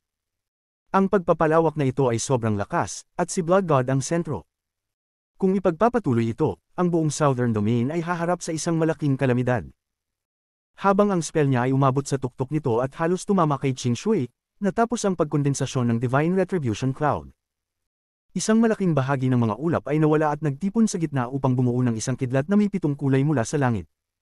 Bago pa man lumabas ang kidlat, nagbigay ito ng pakiramdam na magpapagigil ng iyong puso. Ang 7 kulay ng kidlat ay dama po agad. Hindi lang isa, kundi 7. Pulang, kahel, dilaw, berde, asol, lila na kidlat ang bumagsak habang nawawala ang Divine Retribution Cloud. Ang mga kidlat na ito ay naglalaman ng malalakas na puwersa ng pagkawasak. Kabanata 856. Magical Arsenal. Ang huni ng hangin ng crane, ang mga halaman ay naging mga sandata. Wala ka pang sariling pinagmula ng kalangitan at maglalakas loob ka pang sabihing ikaw ang lumikha ng mga spells ng mga celestial. Puno ng paghamak ang mga mata ni Qing Shui. Hindi niya man lang tiningnan ng napakaraming balahibo na sumasakop sa libu-libong kilometro. Sa isang hakbang, dumating siya sa harap ni Wang Lin at tiningnan ang 7 kidlat ng kulog na bumabagsak. Sa mga sandaling iyon, ang unang kidlat ng kulog ay kumislap ng pula at bumagsak ng napakabilis mula sa itaas. Ngunit sa sandaling bumagsak ang pulang kidlat, naglabas ng pulang liwanag ang mga mata ni Qing Shui. Isang malaking bilang ng pulang liwanag ang sumabog at nagmistulang isang lambat. Agad nitong nilamon ang pulang kidlat. Ang kanang mata ni Qing Shui ay kumislap ng maliwanag na pula habang siya ay sumugod patungo sa ikalawang kidlat, ang kahel na banal na kidlat ng paghihiganti. Muli niyang nilamon ito ng walang pag-aalinlangan at naglaho ang kahel na kidlat ng paghihiganti. Lalo pang tumindi ang pulang liwanag mula sa kanang mata ni Qing Shui habang patuloy niyang nilalamon ang natitirang 7 kulay ng banal na kidlat ng paghihiganti ng walang tigil. Ang mga mata ni Wang Lin ay sumikip nang makita niyang nilalamon ng pulang liwanag mula sa kanang mata ni Qing Shui ang lahat ng mga banal na kidlat ng paghihiganti. Ang kidlat ay kumidlat sa katawan ni Qing Shui na nagpalamig palalo sa kanyang hitsura. Isang mapanganib na aura ang lumabas mula sa kanyang katawan, lalo na mula sa kanyang kanang mata. Ang kanyang kanang mata ay nagbigay ng isang hindi maipaliwanag na pulang liwanag na halos kulay dugo. Sino man na makakita nito ay nanginginig. Ang kidlat ng paghihiganti na ito ay hindi masama. Makakatulong ito sa aking G-Realm na magbalik ng kaunti. Lamingga si Qing Shui at tiningnan si Wang Lin. Bagamat malamig pa rin ang kanyang mga mata, mayroong kakaibang pakiramdam dito. Call the Wind, Summon the Rain, at Magical Arsenal ay ang unang 3 spell ng guro. Ngayon ay magmasid kang mabuti. Itinaas ni Qing Shui ang kanyang kanang kamay at bumuo ng isang sail. Itinutok niya ang kanyang daliri sa harap at ang kanyang mga mata ay nagbigay ng konting pananibig. Ang Call the Wind ay natutunan ko lamang sa loob ng ilang buwan. Para sa Summon the Rain, inabot ako ng 1 buwan. Ngunit ang Magical Arsenal ay kinuha ko ang mahigit 1 siglo upang ganap na maunawaan. Si Qing Shui ay napabuntong hininga habang bumubuo ng sail ang kanyang kanang kamay at inalag ito. Isang kristal na liwanag ang tila lumitaw ng tahimik nang inalag niya ang kanyang mga braso. Agad nitong pinatigil ang mga sandata mula sa spell ni Blood God. Habang pinapanood ni Wang Lin, nakita niyang ang kristal na liwanag ay nahati at naging mas maraming liwanag. Isa sa mga ito ay naging isang matandang lalaki. Nang lumitaw ang matandang lalaki, isang makapal na aura ng kamatayan ang lumabas mula sa kanyang katawan, ngunit may malakas na enerhiya ng pinagmula na rin mula sa kanyang katawan. Dahil dito, nagbigay ang matandang lalaki ng kakaibang pakiramdam. Ancient Cultivator Mingmo. Pinatay ko ang cultivator na ito bago pumasok sa Celestial Realm. Sa mga sandaling iyon, muling kumislap ang isang kristal na liwanag at nawala. Isang kabataan ang lumitaw. Ang kabataan ay napakagwapo at nagbigay rin ng malakas na aura ng kamatayan. Ngunit mayroon ding malakas na killing intent na nanggagaling sa kanya. Ancient Cultivator Kang Ran. Pinatay ko ang cultivator na ito bago pumasok sa Celestial Realm. Ancient Cultivator Lugia. Pinatay ko ang cultivator na ito bago pumasok sa Celestial Realm. Habang nagsasalita si Qing Shui, nawala ang lahat ng kristal na liwanag at naging iba't ibang mga figure. Lahat ng ito ay puno ng aura ng kamatayan, ngunit nagbigay sila ng mga aura na yumanig sa isipan ni Wang Lin. Rank 8 Sky Celestial Chen Feng. Pinatay ko ang taong ito sa laban sa Celestial Realm. Rank 8 Sky Celestial Ruday. Pinatay ko ang babaeng ito sa Battle of Deserters. Rank 3 Celestial King Sheng Tianhao. Pinatay ko ang taong ito sa laban sa Wind Celestial Realm. Rank 7 Celestial King Yunmeng. Pinatay ko ang babaeng ito sa isang laban para sa Suprema. Punong-puno ng pananibik ang mga mata ni Qing Shui. Habang nagsasalita, isang kaluluwang ilusyonaryo ang lumitaw isa-isa. Hindi lamang na nagpalaki ng mga mata ni Wang Lin, pati si Blood God ay nagulat. Partikular, ang mga kaluluwa ng mga Celestial ay lahat puno ng matinding killing intent at hinagpis. Para bang silang lahat ay namatay na ngunit puno ng hinagpis at tumangging pumasok sa siklo ng muling pagsilang.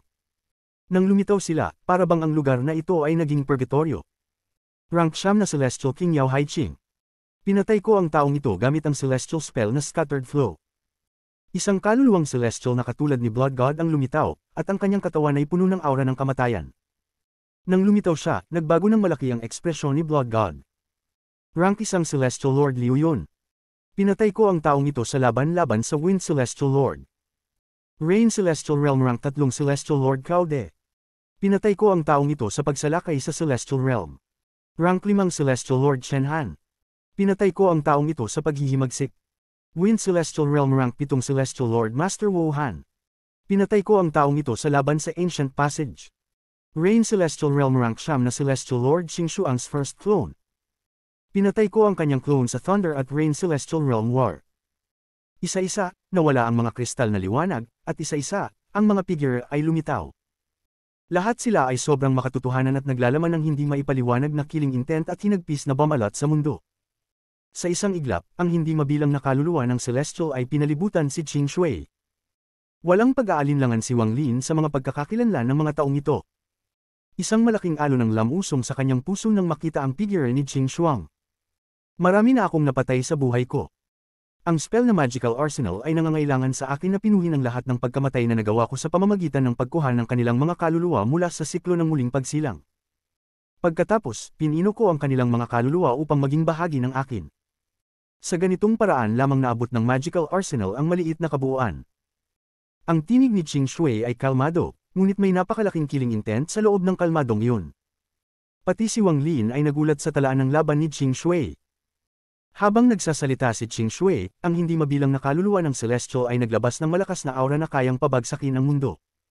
Sa mga sandaling iyon, lahat sila ay tumalon patungo kay Blood God. Walang anumang bakas ng dugo sa mukha ni Blood God. Hindi niya inisip na ang Magic Arsenal ni Celestial Emperor Bai Fan sa mga talaan ng pamilya ay ganito kalupit. Ano klaseng Celestial Emperor ito? Maliwanag na siya ay isang Demon God. Mabilis na umatras si Blood God. Lahat ng nangyari ay nagdulot ng kilig sa kanyang anit. Ang mga talaan ng pamilya ay may seksyon tungkol kay Celestial Ancestor Yao Haiqing. Bagamat malabo, wala namang nabanggit tungkol sa pagkamatay niya kay Celestial Lord Qing Shui. Habang siya ay umatras, ang mga mata ni Blood God ay naging dugong pula at isang demonyong liwanag ang lumitaw sa pagitan ng kanyang mga kilay, at sumigaw, mga halaman, umatake. Ang mga sandata na nabuo mula sa hindi mabilang na mga balahibo ay agad na sumugod patungo sa mga kaluluwa ng Celestial.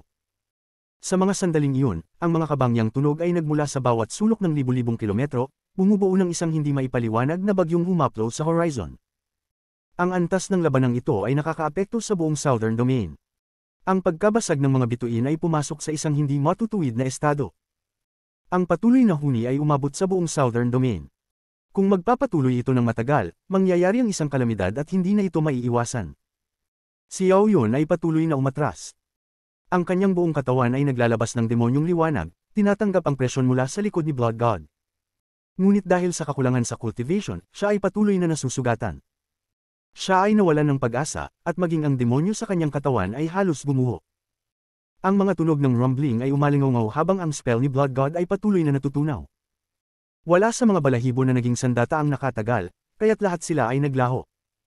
Habang si Blood God ay umatras, isang kaluluwang celestial ang lumitaw sa harap niya at sumabog. Ang malakas na puwersa mula sa pagsabog ay bumangga sa katawan ni Blood God.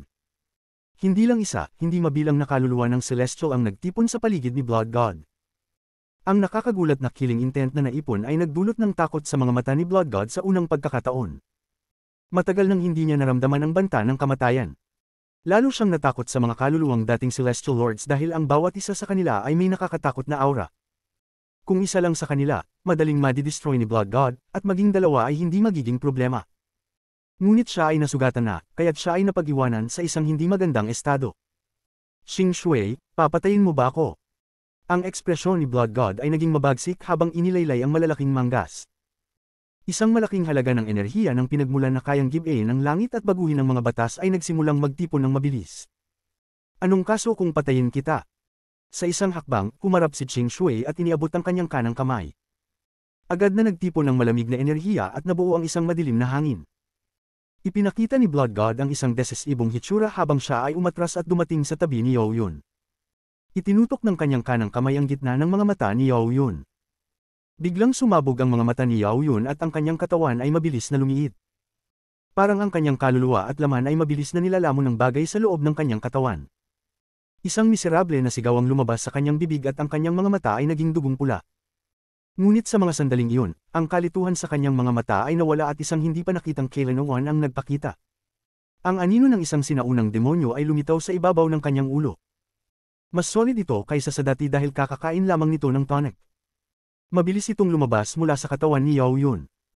Habang nangyayari ang prosesong ito, ang katawan ni Yao Yun ay mabilis na nagbagsak habang siya ay naging balat at mga buto na lamang. Ang kanyang laman, enerhiya ng pinagmulan, at maging ang kanyang kaluluwa ay nilamon ng sinaunang demonyo. Ang mga mata ni Yao Yun ay naging mas matalino at nagpakita ng isang kawawang ngiti. Naalala niya ang mga alaala na hindi niya natagpuan sa loob ng libu-libong taon. Ang pamilya Yao ay hindi na umiiral. Ang katawan niya ay nahulog mula sa mga bituin. Habang siya ay bumabagsak, ang kaluluwa mula sa sinaunang demonyo ay dumaan palabas. Ito ay nagdala ng isang malakas na demonyong aura habang pumasok sa katawan ni Blood God. Lahat ng ito ay nangyari sa isang iglap. Nang pagsamahin ni Blood God ang kaluluwa ng sinaunang demonyo, ang kanyang katawan ay nagbigay ng isang malakas na demonyong aura. Ang kanyang mga mata ay kumislap habang inilaylay niya ang kanyang manggas at punitin ng kalawakan. May narinig na tunog ng pagputol habang isang mahabang bitik ang lumitaw at isang sinaunang lampara ang dahan-daw ang lumulutang palabas. Xing Shui, dahil naghahanap ka ng kamatayan, huwag mong sisihin ang matandang ito sa pagpatay sa isang celestial. Ang ekspresyon ni Blood God ay naging mabagsik, at isang malaking ilusyonaryo na katawan ng sinaunang demonyo na maraming talampakan ang lumitaw sa kanyang harap. Ang mga mata nito ay pula ang kulay habang tinitingnan si Xing Shui at naglabas ng isang tahimik na sigaw. Kabanata 857. Third step. Ang ekspresyon ni Xing Shui ay nanatiling walang emosyon. Hindi niya tinitigan si Blood God, kundi ang demonyong anino na lumabas mula sa katawan ni Blood God, at ang kanyang mga mata ay naging malamig. Ang kanyang kanang mata ay kumislap ng pula. Ito ay kulay dugong pula at nagbigay ng intensyon ng pagpatay. Isang hakbang, sumugod si Xing Shui. Ang itim na usok sa kanyang kamay ay biglang lumaki hanggang 30 talampakan at lumipad patungo kay Blood God. Ang mukha ni Blood God ay puno ng galit habang itinutok ang kanyang daliri sa sinaunang lampara.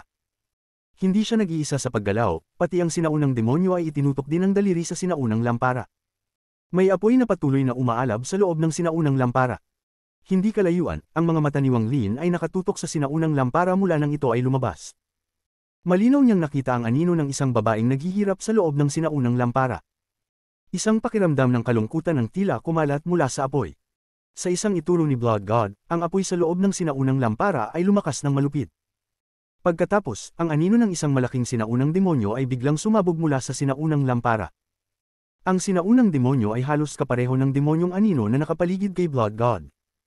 Ngunit ang hindi maisip na malakas na aura nito ay higit pang makapangyarihan kaysa sa demonyong anino na nakapaligid kay Blood God. Para itong paghahambing ng alitaptap at ang maliwanag na buwan. Ito ang tunay na katawan. Ang mga mata ni Wang Lin ay naging malamig at siya'y nagkaalaman. Ang bagay sa loob ng sinaunang lampara ay ang tunay na katawan ng sinaunang demonyo. Ang mga bagay sa loob ni Blood God at Yao Yun ay mga kopya ng sinaunang demonyo. Sumigaw si Blood God ng galit, God devouring demonic flame. Habang sumisigaw siya, kumalat ang apoy mula sa sinaunang lampara at ang tunay na katawan ng sinaunang demonyo ay sumugod palabas. Sa puntong iyon, isang malaking halaga ng demonyong enerhiya ang kumalat. Maging ang buong Southern Domain ay napalubog sa makapal na demonyong enerhiya. Parang isang sinaunang aura mula sa mga panahong primordial ang nagising sa kalangitan ng mga bituin. Ang demonyong enerhiya ay nagdulot ng hindi matatag na origin energy sa lahat ng mga nag-aaral sa Southern Domain. Ang ilang mga hayop sa mga planetang pang-ensayo ay naging labis na excited at sinimulang lunukan ang demonyong enerhiya ng walang hanggan. Habang sumugod ang sinaunang demonyo, ang katawan nito ay natakpan ng apoy. Ang malaking pangil nito ay umabot patungo kay Xing Shui. Ang pangil na ito ay naglalaman ng aura na mas malakas pa kaysa sa batas. Ang lahat ng batas ay nawawala sa harap ng pangil na ito. Ang apoy sa paligid ng katawan nito ay isang hindi mapapatay na demonyong apoy na umalab ng libu-libong taon at kayang sunugin ang anuman sa mundo. Ang mga mata ni Xing Shui ay nagpakita ng seryosong ekspresyon habang sumugod siya at itinapon ng itim na usok sa kanyang kamay. Kasabay nito, kumislap ng pula ang kanyang kanang mata. Ginamit niya ang G-Realm ng walang alinlangan. Isang sinag ng pulang kidlat ang tumama mula sa kanyang mga mata at sumugod palabas. Nang lumabas ang G-Realm, ang lahat ng alikabok ay umatras at ang lahat ng nilalang ay nakaramdam ng takot. Sa puntong iyon, ang demonyong enerhiya ay agad na bumagsak at naglaho sa harap ng kapangyarihan nito. Parang ang demonyong enerhiya ay wala ng halaga sa harap ng G-Realm. Ang pulang kidlat ay nagdala ng nakakatakot na aura at naglalaman ng lahat ng pagpatay sa buhay ni Xing Shui. Lumikha ito ng isang bagyong mabilis na dumaan patungo sa demonyo na lumabas mula sa sinaunang lampara.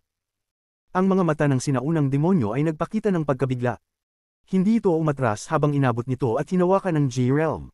Sa puntong iyon, nagsimulang umatungal ng malakas na sigaw. Ang kanang pangil ng sinaunang demonyo ay agad na gumuho nang pumasok ang G-Realm sa kanyang katawan. Ang pagkabasag na ito ay hindi tumigil sa pangil at kumalat sa buong katawan ng sinaunang demonyo. Sa isang iglap, ang buong katawan ng sinaunang demonyo ay gumuho. Ngunit, sa sandaling gumuho ang sinaunang demonyo, ang apoy sa loob ng sinaunang lampara ay muling umalab ng matindi at ang anino ng sinaunang demonyo ay muling nagtipon. Bagaman mas mahina kaysa sa dati, may pulang liwanag na kumikislap sa pagitan ng kanyang mga kilay. Kung titigan ng mabuti, makikita na ang pulang liwanag ay ang G-Realm. Lahat ng mga spell sa mundong ito ay nagmula sa aking sinaunang demonyo na ang Khan. Tanging ito, na naglalaman ng isang bakas ng kapangyarihan ng langit, ay hindi kabilang sa aking sinaunang demonyo na ang Khan. Gayunpaman, ang kapangyarihang ito ngayon ay akin na. Isang sinaunang boses ang umalingongaw sa kalangitan ng mga bituin. Ang mga mata ng sinaunang demonyo ay nagbigay ng isang demonyong liwanag. Ang pulang liwanag sa pagitan ng kanyang mga kilay ay kumislap at naglabas ng isang kidlat patungo kay Qing Shui. Ngunit, sa sandaling lumabas ang pulang kidlat, bumuo ito mula sa isang titig ni Qing Shui. Ang shockwave na dulot ng pagkabasag ay mabilis na kumalat. Ang ekspresyon ni Qing Shui ay malamig habang itinaas ang kanyang kamay at kalmadong sinabi, "Shumo, tingnan mong mabuti, ito ang ika-4 na spell ng Master, Mountains Tremble." Ang mga mata ng sinaunang demonyo ay puno ng demonyong enerhiya habang mabilis itong umatras at hinawakan si Blood God. Agad itong pumasok sa katawan ni Blood God, dahilan upang maglabas ng mga sigaw ng sakit mula sa bibig ni Blood God. Ang mga ugat sa mukha ni Blood God ay namaga, nagpapakita ng isang masakit na ekspresyon. Parang siya ay nakakaranas ng matinding sakit. Ang kanyang buhok ay gumalaw ng walang hangin at mabilis na hamaba. Pagkatapos, 2 ilusionaryong pangil ang lumitaw sa kanyang ulo. Kasabay nito, isang berdeng liwanag ang bumalot sa kanyang katawan. Ngayon, hindi na siya mukhang tao at mukhang isang sinaunang demonyo. Makitang mas denseng demonyong enerhiya ang lumabas mula sa katawan niya. Ang mga mata ni Blood God ay wala ng focus, tanging isang demonyong liwanag. Naglabas siya ng isang ungol at sumugod kay Qing Shui. Ang ekspresyon ni Qing Shui ay seryoso at ang kanyang kanang mata ay nagbigay ng matinding pulang liwanag. Nang malapit na siyang umatake, nagbago ang kanyang ekspresyon at bigla niyang itinuro ang taas. Maging si Wang Lin ay agad na tumingin paitaas. Mahina niyang naramdaman ang enerhiya ng pinagmulan mula sa itaas.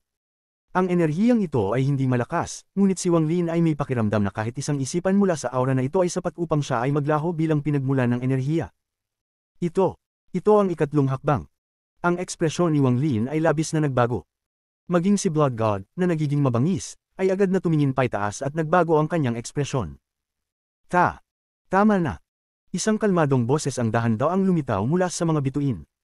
Pagkatapos, isang anino ng isang nilalang na nabuo mula sa napakaraming sinag ng mga bituin ang lumitaw sa pagitan ni Qing Shui at ni Blood God. Sa sandaling lumitaw ang ilusionaryong nilalang, itinaas niya ang kanyang kamay at basta na lang tinabig si Blood God. Agad na samukha si Blood God ng isang malaking laway ng dugo at ang sinaunang demonyo ay tinanggal mula sa katawan ni Blood God. Ang mukha ng sinaunang demonyo ay puno ng pagkabigla habang tinitingnan ng ilusyonaryong nilalang. Sinaunang demonyo, hindi ko alintana kung hiniram mo ang Yao family upang ibalik ang iyong katawan. Hindi ko care. Gayunpaman, kung magdudulot ka ng pamamaslang sa All Heaven Star System at makakaapekto sa laban sa Alliance Star System, hindi ko alintana ang paglipol ng iyong hindi mapapatay na demonyong apoy. Ang boses ng nilalang ay kalmado, ngunit naglalaman ng isang aura na kayang magpatigil ng puso ng isang nilalang. Sa sandaling iyon, naramdaman ni Wang Lin na bumalik siya sa 1,000 taon. Naranasan niya ang pakiramdam ng pagtingin sa isang nag-aaral ng siya ay isang mortal pa lamang. Makapangyarihan. Hindi ka pani-paniwalang kapangyarihan. Hindi mo kayang tumanggi, hindi mo kayang magpigil, kahit ang hindi matitinag na mga pag-iisip ay kailangang tuluyang puksin. Kapag narinig mo ang pangungusap na ito, kailangan mong sumunod. Celestial Lord Qing Shui, ang Celestial Realm ay nagkabasag, at ito ang All Heaven Star System. Ang ilusyonaryong anyo ay lumingon at tumingin kay Qing Shui. Ang titig na iyon ay parang titig ng Dao. Wala itong kapangyarihan, ngunit nagdulot ito ng serye ng mga kalusko sa paligid ni Qing Shui. Parang ang mga langit mismo ay kailangang magpasakop sa tinig na iyon. Hindi nito papayagan ang anumang pagtutol. Ang mga mata ni Qing Shui ay nanatiling malamig habang tinititigan ng ilusyonaryong anyo. Matapos ang mahabang panahon, nagbuga siya ng malamig na hininga at hindi nagsalita. Ang ilusyonaryong anino ay malabo at hindi malinaw ang hitsura ng anyo. Pagkatapos niyang magsalita, iniunat niya ang kanyang braso at isang kristal na liwanag ang pumuno sa lugar. Habang kumurap ang mga mata ni Wang Lin, mabilis na nagtipon ng bumagsak na espasyo at ibinalik sa normal. Hindi lang iyon, habang unti-unting lumisan ng kristal na liwanag, ang lahat ng pagkasira na naganap sa Southern Domain ay nabaliktad.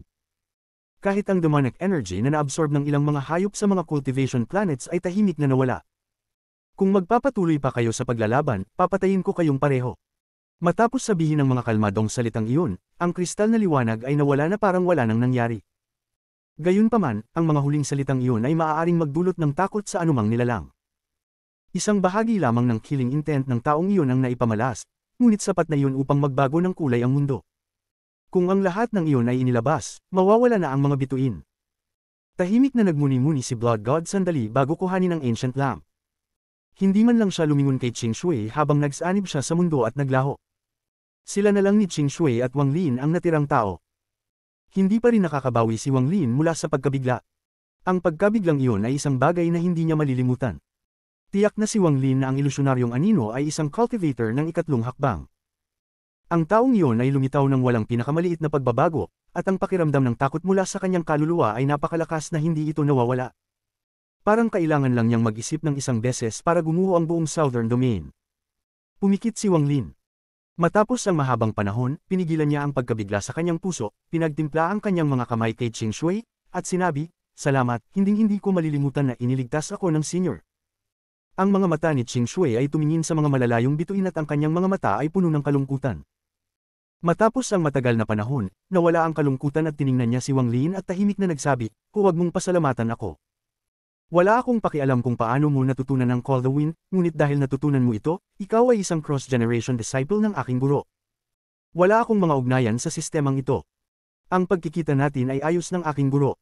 Hindi mo pa nabuo ang iyong celestial origin, at walang celestial pool, hindi mo ito mabubuo.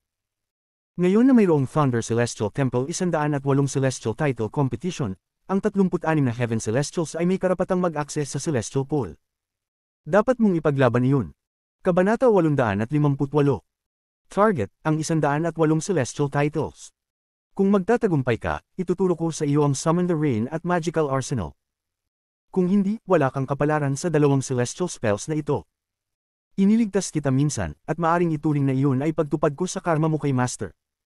Gawin mo ang iyong makakaya. Tiningnan ni Qing Shui si Wang Lin. Matapos mag-alinlangan ng kaunti, itinaas niya ang kanang kamay at inabot ang walang hanggan. Isang malinaw na patak ng yelo ang nabuo at lumutang sa harapan ni Wang Lin. Ang bagay na ito ay naglalaman ng 3 gamit ng Summon the Rain, gamitin mo ito para protektahan ang iyong sarili. Humarap si Qing Shui, naglakad patungo sa walang hanggan, at unti-unting naglaho. Ang sandali bago siya mawala, naging mas matindi ang kalungkutan sa kanyang mga mata at bamulong. Mas malakas ang taong yun kaysa kay Master. Ngunit nagbigay siya ng pamilyar na pakiramdam. Siguro nakatagpo na ako sa kanya. Tiningnan ni Wang Lin ang naglalahong anyo ni Qing Shui at tahimik na nagmuni-muni ng matagal bago itaas ang mga kamay patungo sa direksyon ng paglisan ni Qing Shui. Kinuha niya ang kristal ng yelo at pagkatapos ay naglaho ng walang bakas. Ang taong iyon ay tiyak na isang third-step cultivator. May ganitong kamangha-manghang cultivator sa All Heaven Star System. Mabilis na tumungo si Wang Lin patungo sa kinaroroonan ng pamilya ni Li Yuan. Hindi ko lang alam kung may third-step cultivator sa Alliance Star System. Ang taong ito ay sobrang lakas, kahit ang Nirvana Shatterer Cultivator ay hindi kayang labanan. Ang anyo ni Wang Lin ay gumalaw sa mga bituin at kumislap ang kanyang mga mata. Ngunit nakita ko ang direksyon patungo sa third step mula sa heaven-defying bid. Ang mga mata ni Wang Lin ay kumislap pa lalo habang dumadaan siya sa kalawakan gamit ang spatial bending. May isang cultivation planet sa isang malalayong sistema sa Southern Domain. Ang planetang ito ay tinatawag na Annihilation. Noong unang panahon, hindi lamang ito sikat sa Southern Domain, sikat din ito sa buong All Heaven Star System. Ang pamilya na may mga paghihigpit na ipinasa mula sa mga sinaunang panahon, ang Li family. Sa mastery ng Annihilation Restriction, ang Li family ay sobrang lakas at ang kanilang pangalan ay minsang yumanig sa All Heaven Star System. Ngunit, sa pagbagsak ng pamilya at ang paglik ng Annihilation Restriction, ang Li family ay bumagsak mula sa kapangyarihan. Wala nang natirang kaluwalhatian ng Li family. Ang mga alaala ay inilibing at hindi na muling kumislap. Habang naluluma ang Li family, pati ang mga alaala ng tao sa kanila ay naging malabo. Parang hindi na sila umiiral. Ang Planet Annihilation ay naging walang tao. Walang cultivator ang dumating dito. Kung hindi dahil sa mga hindi mabilang na restrictions na iniwan ng Li family, hindi nila kayang mapanatili ang Planet Annihilation. Sa loob ng tahanan ng Li family sa Planet Annihilation, si Li Yuan ay nakatayo, nakatingin sa malayo. Brother Shu, hindi dahil ayaw kong tulungan ka sa Yao family na humahabol sa iyo, kundi hindi ko magawa ang anumang bagay. Malungkot ang mukha ni Li Yuan. Nais niyang tumulong, ngunit sa kanyang antas ng cultivation, hindi lamang siya magiging kapakipakinabang, siya pa ang magiging pabigat. Labis siyang nagpapasalamat kay Shumu para sa nangyari sa Thunder Celestial Realm, lalo na ang pagpapadala sa kanya palabas at pag-iwan sa likod. Matapos magbuntong hininga, tumayo si Li Yuan at lumabas ng kwarto. Tinitigan niya ang langit at ang lahat ng nangyari sa Thunder Celestial Realm ay dumaan sa kanyang isipan. Brother Shu, kung nandyan ka, ituturo ko sa iyo ang Annihilation Restriction Heart ng walang pasubali. Habang bulong ni Li Yuan, bigla siyang nagulat. Tumingin siya sa langit at ang mga mata niya ay puno ng pagkabigla. Nagkaroon ng ripple sa langit at nagsimulang kumalat. Parang naging isang lawa ang langit. Lumabas ang anyo ni Wang Lin mula sa ripple. Siya ay lumulutang sa hangin at agad na nakita si Li Yuan. Ngumiti siya at lumapit. Sa loob ng Li Family Ancestral Hall, may isang itim na lawa. Si Wang Lin at Li Yuan ay nakaupo sa lawa ng tubig, at isang malamig na aura ang lumalabas mula sa isang whirlpool sa loob ng lawa. Ngunit ang whirlpool na ito ay napakahina. Habang umiikot ito sa paligid nila, lumilikha ito ng mga ripples. Habang nakapikit si Li Yuan, isang itim na liwanag ang lumabas mula sa pagitan ng kanyang mga kilay. Ang liwanag ay naging mga itim na linya na pumasok sa lawa. Ang sandali na tinamaan ng mga itim na linya ang lawa, parang mga dragon na pumasok sa dagat, nagdulot ito ng mas malalaking ripples. Si Wang Lin ay nakaupo sa tapat ni Li Yuan. Ang dalawa ay nag-ensayo dito sa loob ng 3 araw. Dumating si Wang Lin 3 araw na ang nakalilipas at nakipagkita kay Li Yuan. Pagkatapos, iniimbitahan ni Li Yuan si Wang Lin dito upang ipamana ang Annihilation Restriction Heart. Tanging sa Restriction Heart lamang maaaring ipakita ang tunay na lakas ng Annihilation Restriction. Ngunit, ang pagmamana ng Restriction Heart ay maaari lamang gawin sa Li Family Ancestral Hall. Ang mga itim na linya mula kay Li Yuan ay pumasok sa lawa at nawala na parang naging bahagi na ng lawa. Kasabay nito, ang itim na tubig ay nagtipon malapit kay Wang Lin at sa huli ay nag-condense sa pagitan ng kanyang mga kilay. Habang dumaan ang oras, nagsimulang magpakita si Li Yuan ng isang pagod na ekspresyon. Ang pagmamana ng Restriction Heart ay karaniwang ginagawa ng mga ninuno kapag malapit na silang mamatay. Ngayon, upang suklian si Wang Lin, hindi siya nag-atubiling hatiin ang kalahati ng Restriction Heart at ibigay ito kay Wang Lin. Sa ika-5 araw, mukhang mas matanda si Li Yuan. Para bang ang 5 araw ay naging 50 taon. Ang itim na liwanag sa pagitan ng kanyang mga kilay ay nanghina at naging napakahina habang mahigit kalahati nito ay pumasok na sa lawa. Ang whirlpool sa loob ng lawa ay naging mas matindi. Habang patuloy itong umiikot, unti-unti itong naging isang bagyo. Hinayla ni Li Yuan ang kanyang pagod na katawan mula sa lawa at umupo. Tinitigan niya si Wang Lin sa loob ng tubig at bamulong, Brother Shu, na ipagbayad ko na ang iyong kabutihan. Isinara niya ang kanyang mga mata na puno ng dugo. Ang buong katawan niya ay puno ng pagod at nagsimulang mag-ensayo. Upang suklian si Wang Lin, nagbigay siya ng sobra. Ang pagbibigay ng malaking bahagi ng kanyang Restriction Heart ay nagdulot ng malaking pagbaba ng kanyang Restriction Skill. Habang si Wang Lin ay nakaupo sa loob ng lawa, ang whirlpool ay naging mas matindi. Sa ika-6 na araw, nabuo ang isang bagyo, na nagdulot ng pagtaas ng tubig at pinalibutan si Wang Lin. Ang isang malamig na enerhiya ay kumalat, na nagdulot ng frost at ang ilang bahagi ng lawa ay nagyelo. Habang siya ay nasa ilalim ng patuloy na umiikot na itim na tubig, ang mga linya ng itim ay pumasok sa pagitan ng mga kilay ni Wang Lin, bumuo ng komplikadong disenyo ng bulaklak at nagmart ng layer sa layer. Sa sandaling ito, parang pumasok si Wang Lin sa isang misteryosong estado.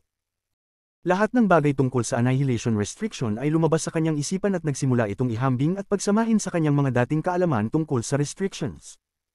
Habang ang mga itim na linya ay nagmarka sa kanya, naging mas malalim ang mga misteryo ng restriction sa kanyang puso. Sa ika-9 na araw, biglang binuksan ni Wang Lin ang kanyang mga mata at biglang gumuho ang itim na whirlpool sa paligid niya. Ang tubig ay kumalat sa lahat ng direksyon, sinundan ng isang pagsabog ng malamig na enerhiya. Ang mga mata ni Wang Lin ay kumislap ng misteryosong liwanag at ang mga hindi mabilang na restrictions ay kumislap sa kanyang mga mata. Para bang kaya niyang makita ang lahat ng restrictions sa buong mundo. Ipinataas niya ang kanyang kanang kamay at tumuro. Lahat ng itim na tubig na kumalat ay nanginginig at nag-condense sa kanyang palad upang maging isang itim na bola. Ang bola ay nagbigay ng itim na liwanag at isang malamig na aura. Para bang tinakpan ng buong hall ng malamig na aura.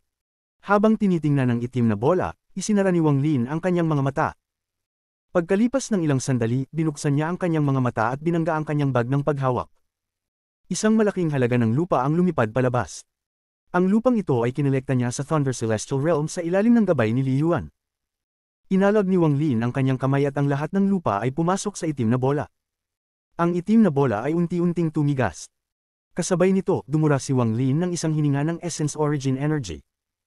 Nang tumama ito sa itim na bola, kumislap ito ng maliwanag. Ang itim na bola ay unti-unting lumat na at nagbago ng hugis bago sa harap ni Wang Lin at naging isang octagonal compass.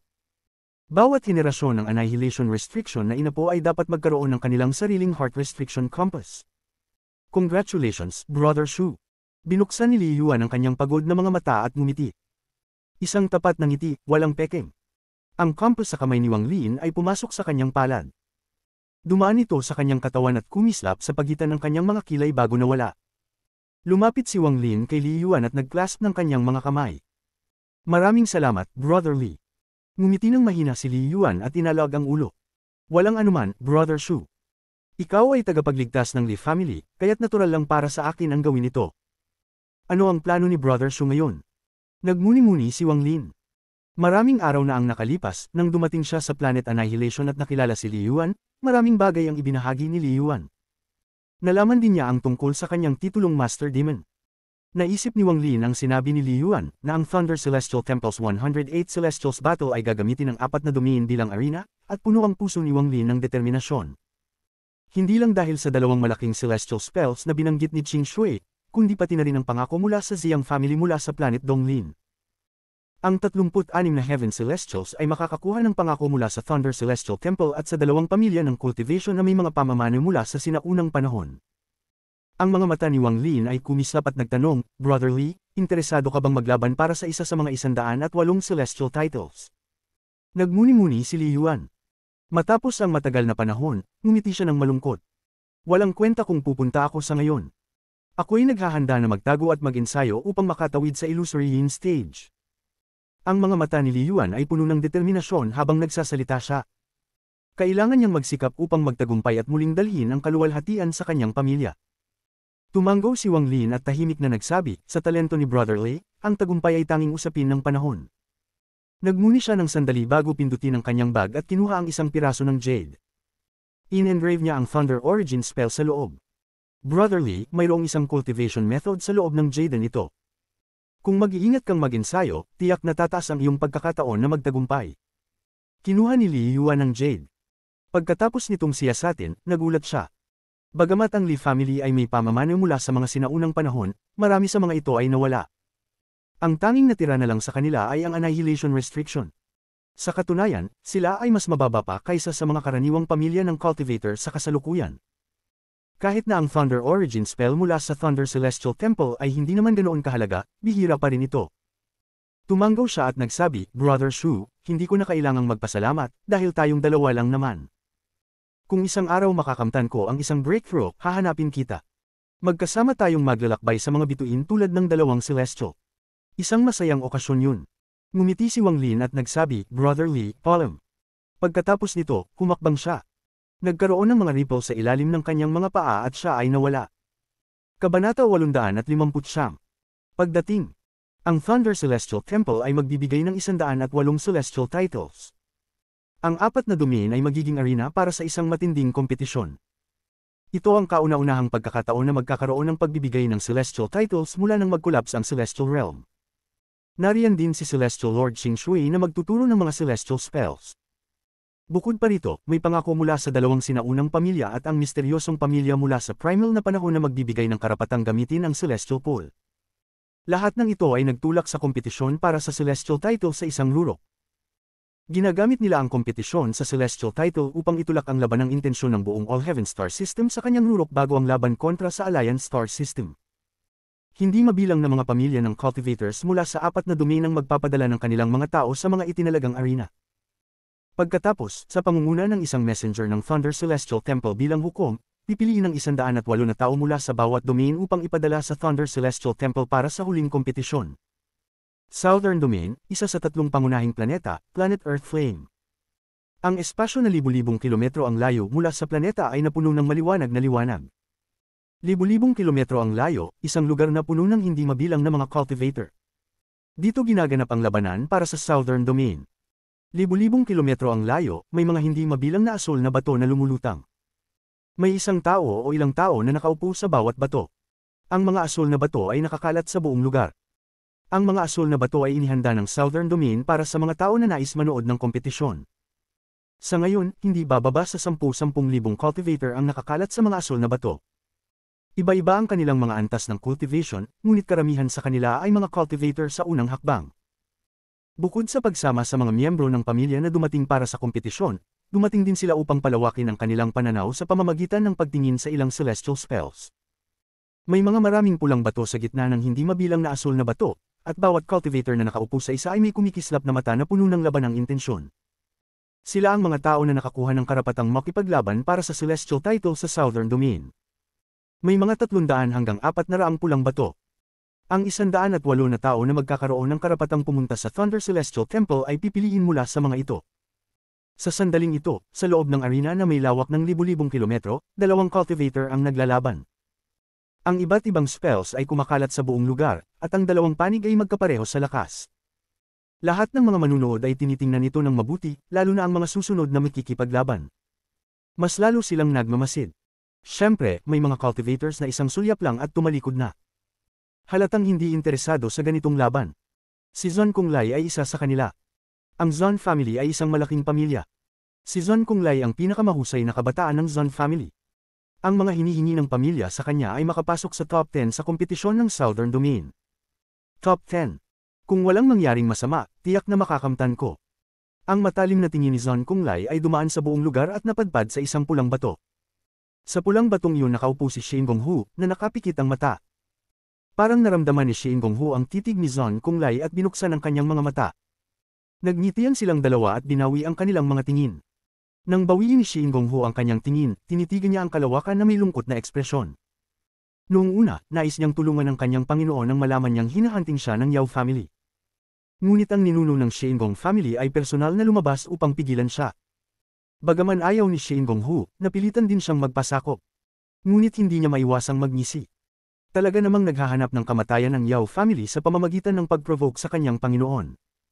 Bagaman ang mga pangyayari pagkatapos ay hindi inaasahan ni Shin Gong-hu. Patuloy na inatake ng kanyang Panginoon ang Yao family, pinatay ang maraming cultivator, at nakamta ng titulong Master Demon. Sa huli, isang labanan na umalingaw sa Northern Domain ang nagpasikat sa pangalang Shumo sa buong All Heaven Star System. Bagamat ang lahat ng ito ay mukhang maganda sa labas, iba ito sa impresyon ni Shin Gong-hu.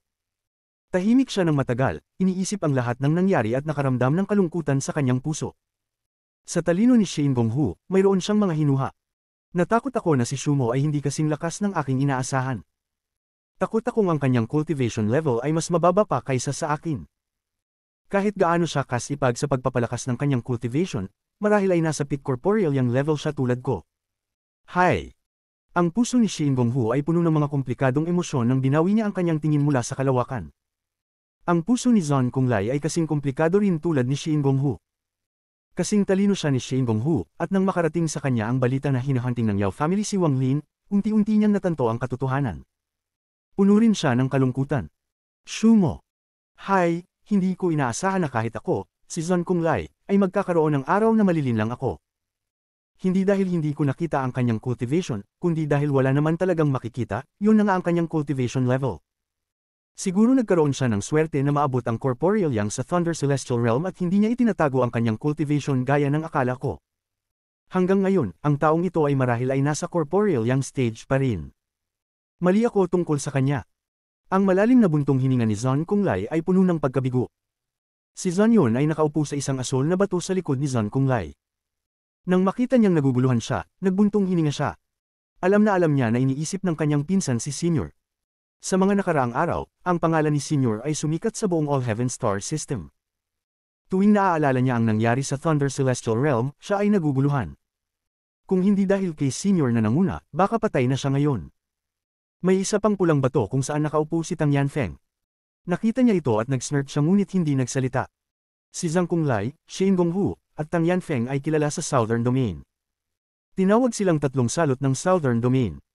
Bukod sa mga manunood mula sa iba't ibang pamilya ng cultivators, may ilang tao ring narito upang pamahalaan ang mga laban.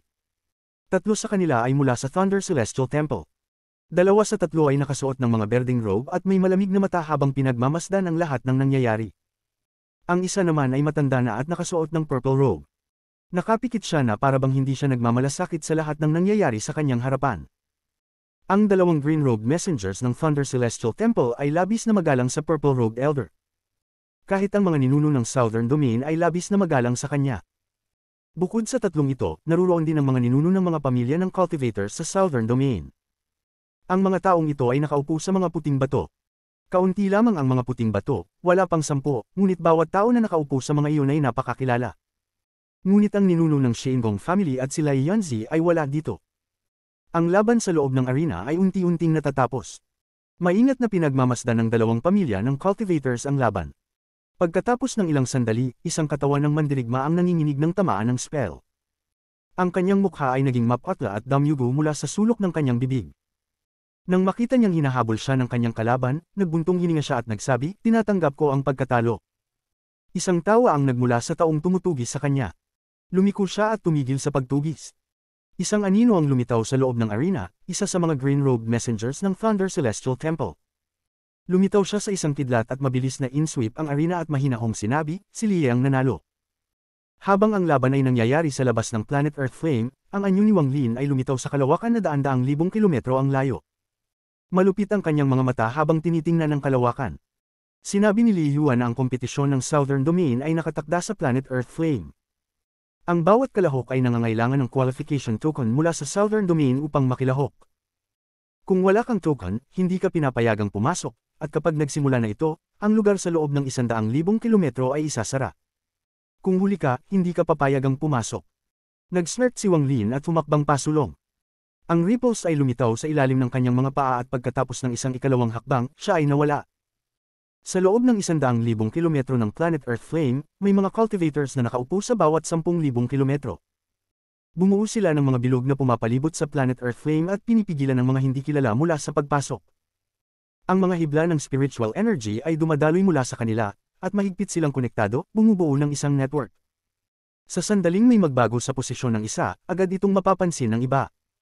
Si Meng Lin ay kasalukuyang nakaupo sa mga bituin na may galit sa kanyang puso. Siya ay mula sa Meng family ng Planet Earth Flame. Nais niyang samantalahin ang pagkakataong ito upang obserbahan ang mga celestial spell na ginamit sa kompetisyon. Ngunit ipinadala siya dito, kaya't labis siyang galit. Iniisip kung paano ang kanyang mga kapwa ay natutuwa sa kanyang hindi magandang kapalaran nang malaman nilang ipinadala siya dito upang magbantay, lalong naging malungkot siya at hindi mapakali upang mag-cultivate. Kung makita ko sana ang iba't ibang celestial spell na ginamit sa kompetisyon ng celestial title, lalo na ang mga ginamit ng tatlong calamities ng Southern Domain, tiyak na makikinabang ito sa aking cultivation. Hay! Nagbuntong hininga si Meng Lin. Ang kanyang cultivation ay nasa huling yugto ng soul transformation at hindi pa niya makamtan ang huling hakbang papunta sa ascendant stage. Ngunit bigla siyang napatigil nang makita ang isang ripple na lumitaw 1,000 talampakan mula sa kanya. Ang mga ripples ay kumalat at isang tao ang lumitaw. Ang taong ito ay nakasuot ng puti at ang kanyang itim na buhok ay gumagalaw kahit walang hangin. Lalo na, ang mga mata ng taong ito ay labis na kumikislap. Nang ang mga mata ni Meng Lin ay tumama sa mga mata ng taong iyon, para siyang tinamaan ng napakaraming kidlat na sumabog sa kanyang isipan. Halos gumuho ang kanyang origin soul at ang kanyang spiritual energy ay tumagas mula sa kanyang katawan. Sa sandaling ito, nawalan siya ng malay. Ang anyo ni Wang Lin ay kumilos at dumaan sa tabi ni Meng Lin. Hindi hanggang malayo na si Wang Lin, naibalik ni Meng Lin ang kanyang malay. Punong-puno siya ng kalituhan habang tumingala siya ngunit wala siyang nakita.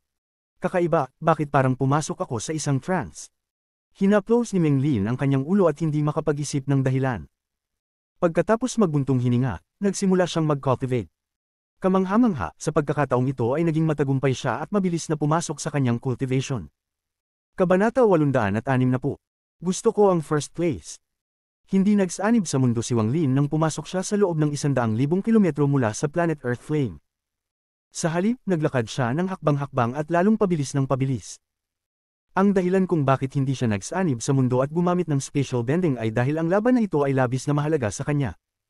Sa bawat hakbang, ang kanyang puso ay kumalma at ang kanyang mga mata ay naging nakakatakot na kalmado. Isang intensyon ng labanan ng unti-unting lumalakas sa bawat hakbang habang siya ay patuloy na nagsusulong. Ang intensyon ng labanan ay tumaas ng husto habang si Wang Lin ay patuloy na umuusad. Sa huli, ito ay bumuo ng isang bagyong sumusunod kay Wang Lin. Ang bagyong ito ay labis na lakas, dahil naglalaman ito ng lahat ng intensyon ng labanan ni Wang Lin. Sa 108 na celestial title, nais ko ang isa sa 36 na heaven celestial titles, hindi ang 72 earth celestial title. Ang mga mata ni Wang Lin ay naging malamig. Kailangan niyang manalo. Upang makipagkumpetensya para sa 108 na Celestial title, ito lamang ang unang hakbang. Kailangan niyang makuha ang kwalifikasyon sa Southern Domain bago siya tunay na makipagkumpetensya. Ang bagyong binuo ng intensyon ng labanan ay kumalat ng mabilis. Ang nakakagulat na aura ay bahagyang nagsanib sa mundo at may mga itim at puting isda na umiikot sa loob ng bagyo. Ang bagyong ito ay sumikop ng mga libu-libong kilometro at patuloy na lumalawak. Ang intensyon ng labanan ay nagmula sa puso ni Wang Lin. Sa ngayon, ang kanyang puso ay puno ng intensiyong pumatay. Ang kanyang itim na buhok ay kumakalat, at sa mga sandaling ito, siya ay mukhang isang celestial na demonyo. Ang puti ng kanyang kasuotan ay hindi ang karaniwang Snow White kundi isang Bone White. Hindi lamang na kailangan manalo si Wang Lin, kailangan niyang manalo ng buo. Tanging sa ganitong paraan siya magkakaroon ng kwalifikasyon upang seryosohin siya ng Ziyang family kapag siya ay naghanap sa kanila. 1. Ang intensyon ng labanan sa mga mata ni Wang Lin ay umabot sa isang rurok. Ngunit may isang pagdududa ng kalungkutan sa loob ng intensyon ng labanan, at ang kalungkutan na ito ay nagmula kay Wanner. Naalala pa rin niya ang ilusyon ng buong mundo na bumabagsak sa paligid niya nang bumagsak ang huling patak ng luha ni Limuan.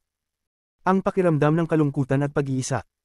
Hindi niya ito makakalimutan, nang umabot siya sa ascendant stage, handa siyang salungatin ng kalangitan para sa pilak ng emosyon na hindi niya kayang bitawan. Ang pagdating sa All Heaven Star System at ang lahat ng mga labanan na kanyang naranasan ay lahat para sa muling pagkabuhay ni Wanner. Ang mga salita mula sa babae ng Ziyang family ay parang hindi mabilang na kulog na umuugong sa kanyang isipan. Iyon ang pangunahing dahilan kung bakit siya dumating sa All Heaven Star System.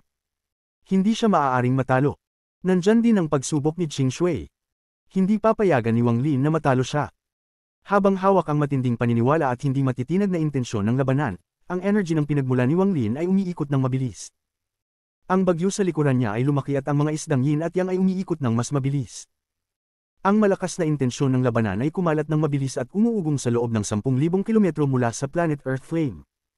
Isa-isang naglakad si Wang Lin ng mga hakbang at unti-unting pabilis ng pabilis.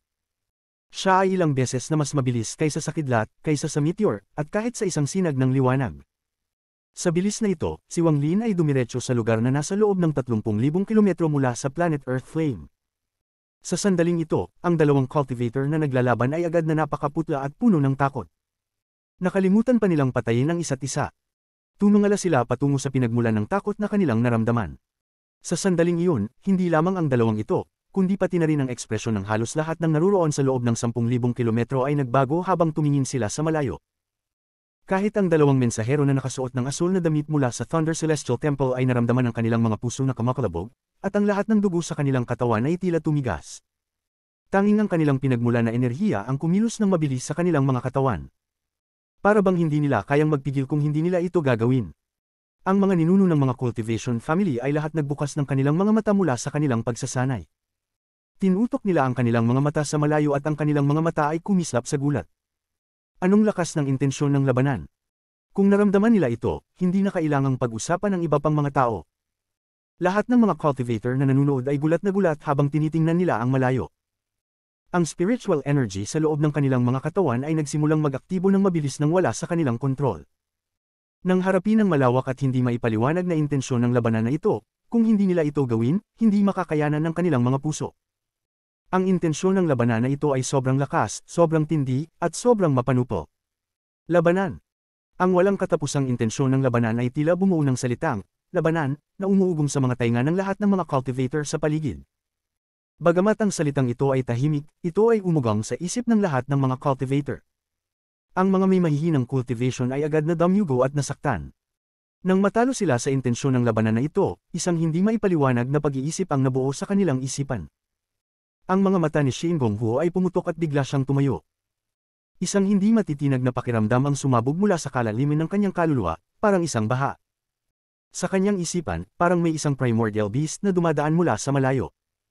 Ang walang katapusang intensyon ng labanan na ito ay nagpasiklab ng kanyang dugo.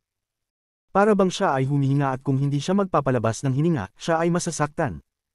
Hindi ito ang pangunahing punto.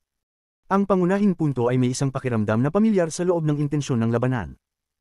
Ang aura na iyon na tinimpla ng hinagpis sa kanyang puso ay nagdulot ng isang komplikadong pakiramdam sa kanyang katawan. Respetadong Ginoo. Ang katawan ni Shin Gonghuo ay nanginginig. Akala niya ay pinabayaan siya, na nawalan siya ng pananampalataya sa kanyang Ginoo, inisip niyang siya ay niloko.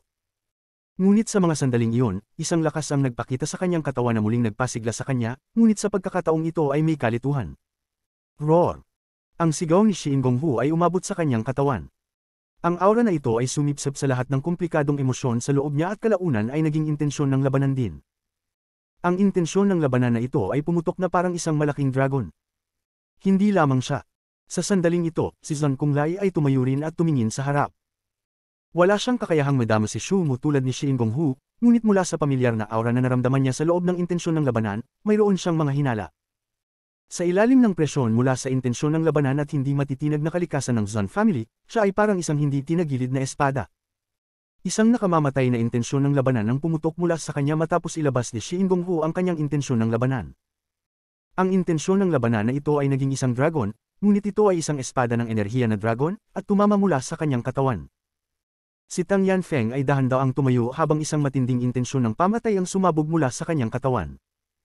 Ang buong katawan niya ay pumutok parang kidlat patungo sa pinagmulan ng intensyon ng labanan. Ang kanyang mga mata ay malamig at ang kanyang intensyon ng pamatay ay napakalakas. Ang intensyon ng pamatay na ito at ang intensyon ng labanan ay nagsanib upang bumuo ng isang bagyo. Ang pagsasanib na ito ay sumanib sa intensyon ng labanan ni Shin Gonghu at Zhang Kunglai at sumabog upang harapin ang intensyon ng labanan na papalapit sa kanila. Sa ilalim ng presyon na ito, hindi lamang ang tatlong ito ang nag-apoy ng kanilang mga intensyon ng labanan. Makalipas ang ilang sandali, 12 ng intensyon ng labanan ang pumutok na may hindi matitinag na aura tulad ng kulog. Ang tagpong ito ay gumimbal sa lahat ng mga cultivator sa paligid. Tanging ang matandang nakasuot ng purple robe mula sa Thunder Celestial Temple ang nanatiling kalmado. Ang kanyang mga mata ay nakapikit at walang pagbabago. Iba't ibang bagyo na binuo ng intensyon ng labanan ay pumutok at nagbanggaan kay Wang Lin's intensyon ng labanan. Nagkaroon ng pagsabog sa panahon ng banggaan, na nagdulot ng pakiramdam na ang buong espasyo sa loob ng libu-libong kilometro mula sa lugar na ito ay nanginginig. Si Wang Lin, na nakasuot ng puti, ay dahan-dahang pumasok hakbang-hakbang. Pagdating niya, ang intensyon ng labanan na itinulak sa kanya ay unti-unting pinipiga. Ang kanyang malamig na sulyap, ang kanyang intensyon ng pamatay, at ang kanyang napakalupit na intensyon ng labanan ay walang awa na pinigilan silang lahat. Isang sigaw ang umugang habang si Tang Yanfeng ay pumutok. Isang pulang espada na naglalabas ng nakakagulat na enerhiya ng espada ay lumitaw sa kanyang kamay. Habang ang kanyang pinagmula na enerhiya ay umiikot sa loob ng kanyang katawan, iba't ibang spell ang lumitaw sa paligid niya. Ang mga ito ay naging pulang lotus at pumutok patungo kay Wang Lin. Sa likuran niya ay ang ilang cultivators na hindi kayang supilan ng intensyon ng labanan na ito, at sila ay dumiretso patungo kay Wang Lin. Isang malamig na kislap ang lumitaw sa mga mata ni Wang Lin at kumuha siya ng hakbang. Itinaas niya ang kanang kamay at ang pinagmula na enerhiya sa kanyang katawan ay sumabog tulad ng isang bagyo. Ang kanyang early stage Nirvana Scryer cultivation ay sumabog mula sa katawan ni Wang Lin at nilamon ang buong lugar. Habang ang kanyang pinagmula na enerhiya ay kumalat ng mabilis, ang mga mata ni Tang Yanfeng ay nagpakita ng isang bakas ng takot. Hindi niya inisip na ang tao sa harap niya ay nakalusot mula sa corporeal yang stage at umabot sa Nirvana Scryer stage. Habang ang mga mata niya ay nagpakita ng takot, dumating si Wang Lin at naglabas ng Heavenly Chop. Ito ay nakipagbanggan sa pulang espada ni Tang Yanfeng, na nagdulot ng pagkabasag nito at ang mga piraso ay pumutok pabalik. Si Tang Yanfeng ay napatili ng ang dalawang daliri ni Wang Lin ay gumawa ng espada at binasag lahat ng mga spell ni Tang Yanfeng. Lahat ng mga pulang lotus sa paligid ni Tang Yanfeng ay bumagsak. Habang ang mga pagsabog ay umuugong, ang dalawang daliri ni Wang Lin ay hindi tumigil, diretsong pinindot ang dibdib ni Tang Yanfeng. May isang malakas na tunog at si Tang Yanfeng ay damyugo at tinapon pabalik. Ang mga tunog ng papong mula sa katawan niya at ang kidlat ay sumabog. Ang kanyang pinagmula na kaluluwa ay nasugatan at siya ay itinapon ng malayo. Lahat ng ito ay nangyari sa isang iglap na pakabilis. Sa early stage Nirvana Scryer cultivation ni Wang Lin, ang pagpapalakas sa isang peak corporeal yang cultivator ay walang kahirap-hirap. Kung nais niyang pumatay, patay na sana si Tang Yanfeng. Inurong niya ang kanyang mga daliri at pagkatapos ay binuksan ang kanyang third eye at isang sinag ng liwanag ang pumutok. Tinutok ni Wang Lin ang kanyang mga mata sa lahat ng mga cultivator na sumunod kay Tang Yanfeng. Nagbago ang ekspresyon ng lahat ng mga cultivator na iyon habang ang kanilang mga spell ay nagbago pabalik sa pinagmulan na enerhiya. Lahat sila ay damyugo at tinapon pabalik. Ang mga mata ni Wang Lin ay malamig habang dahan-dahan niyang sinabi, sa 108 na kwalipikadong pwesto ng Southern Domain, ako, si Shu Mu, ay naisang unang pwesto. Sa mga cultivator sa paligid, may isang sumigaw agad, si Shu Mu. Master Demon Shu Mu. Siya si Shu Mu, nakita ko siya ng personal.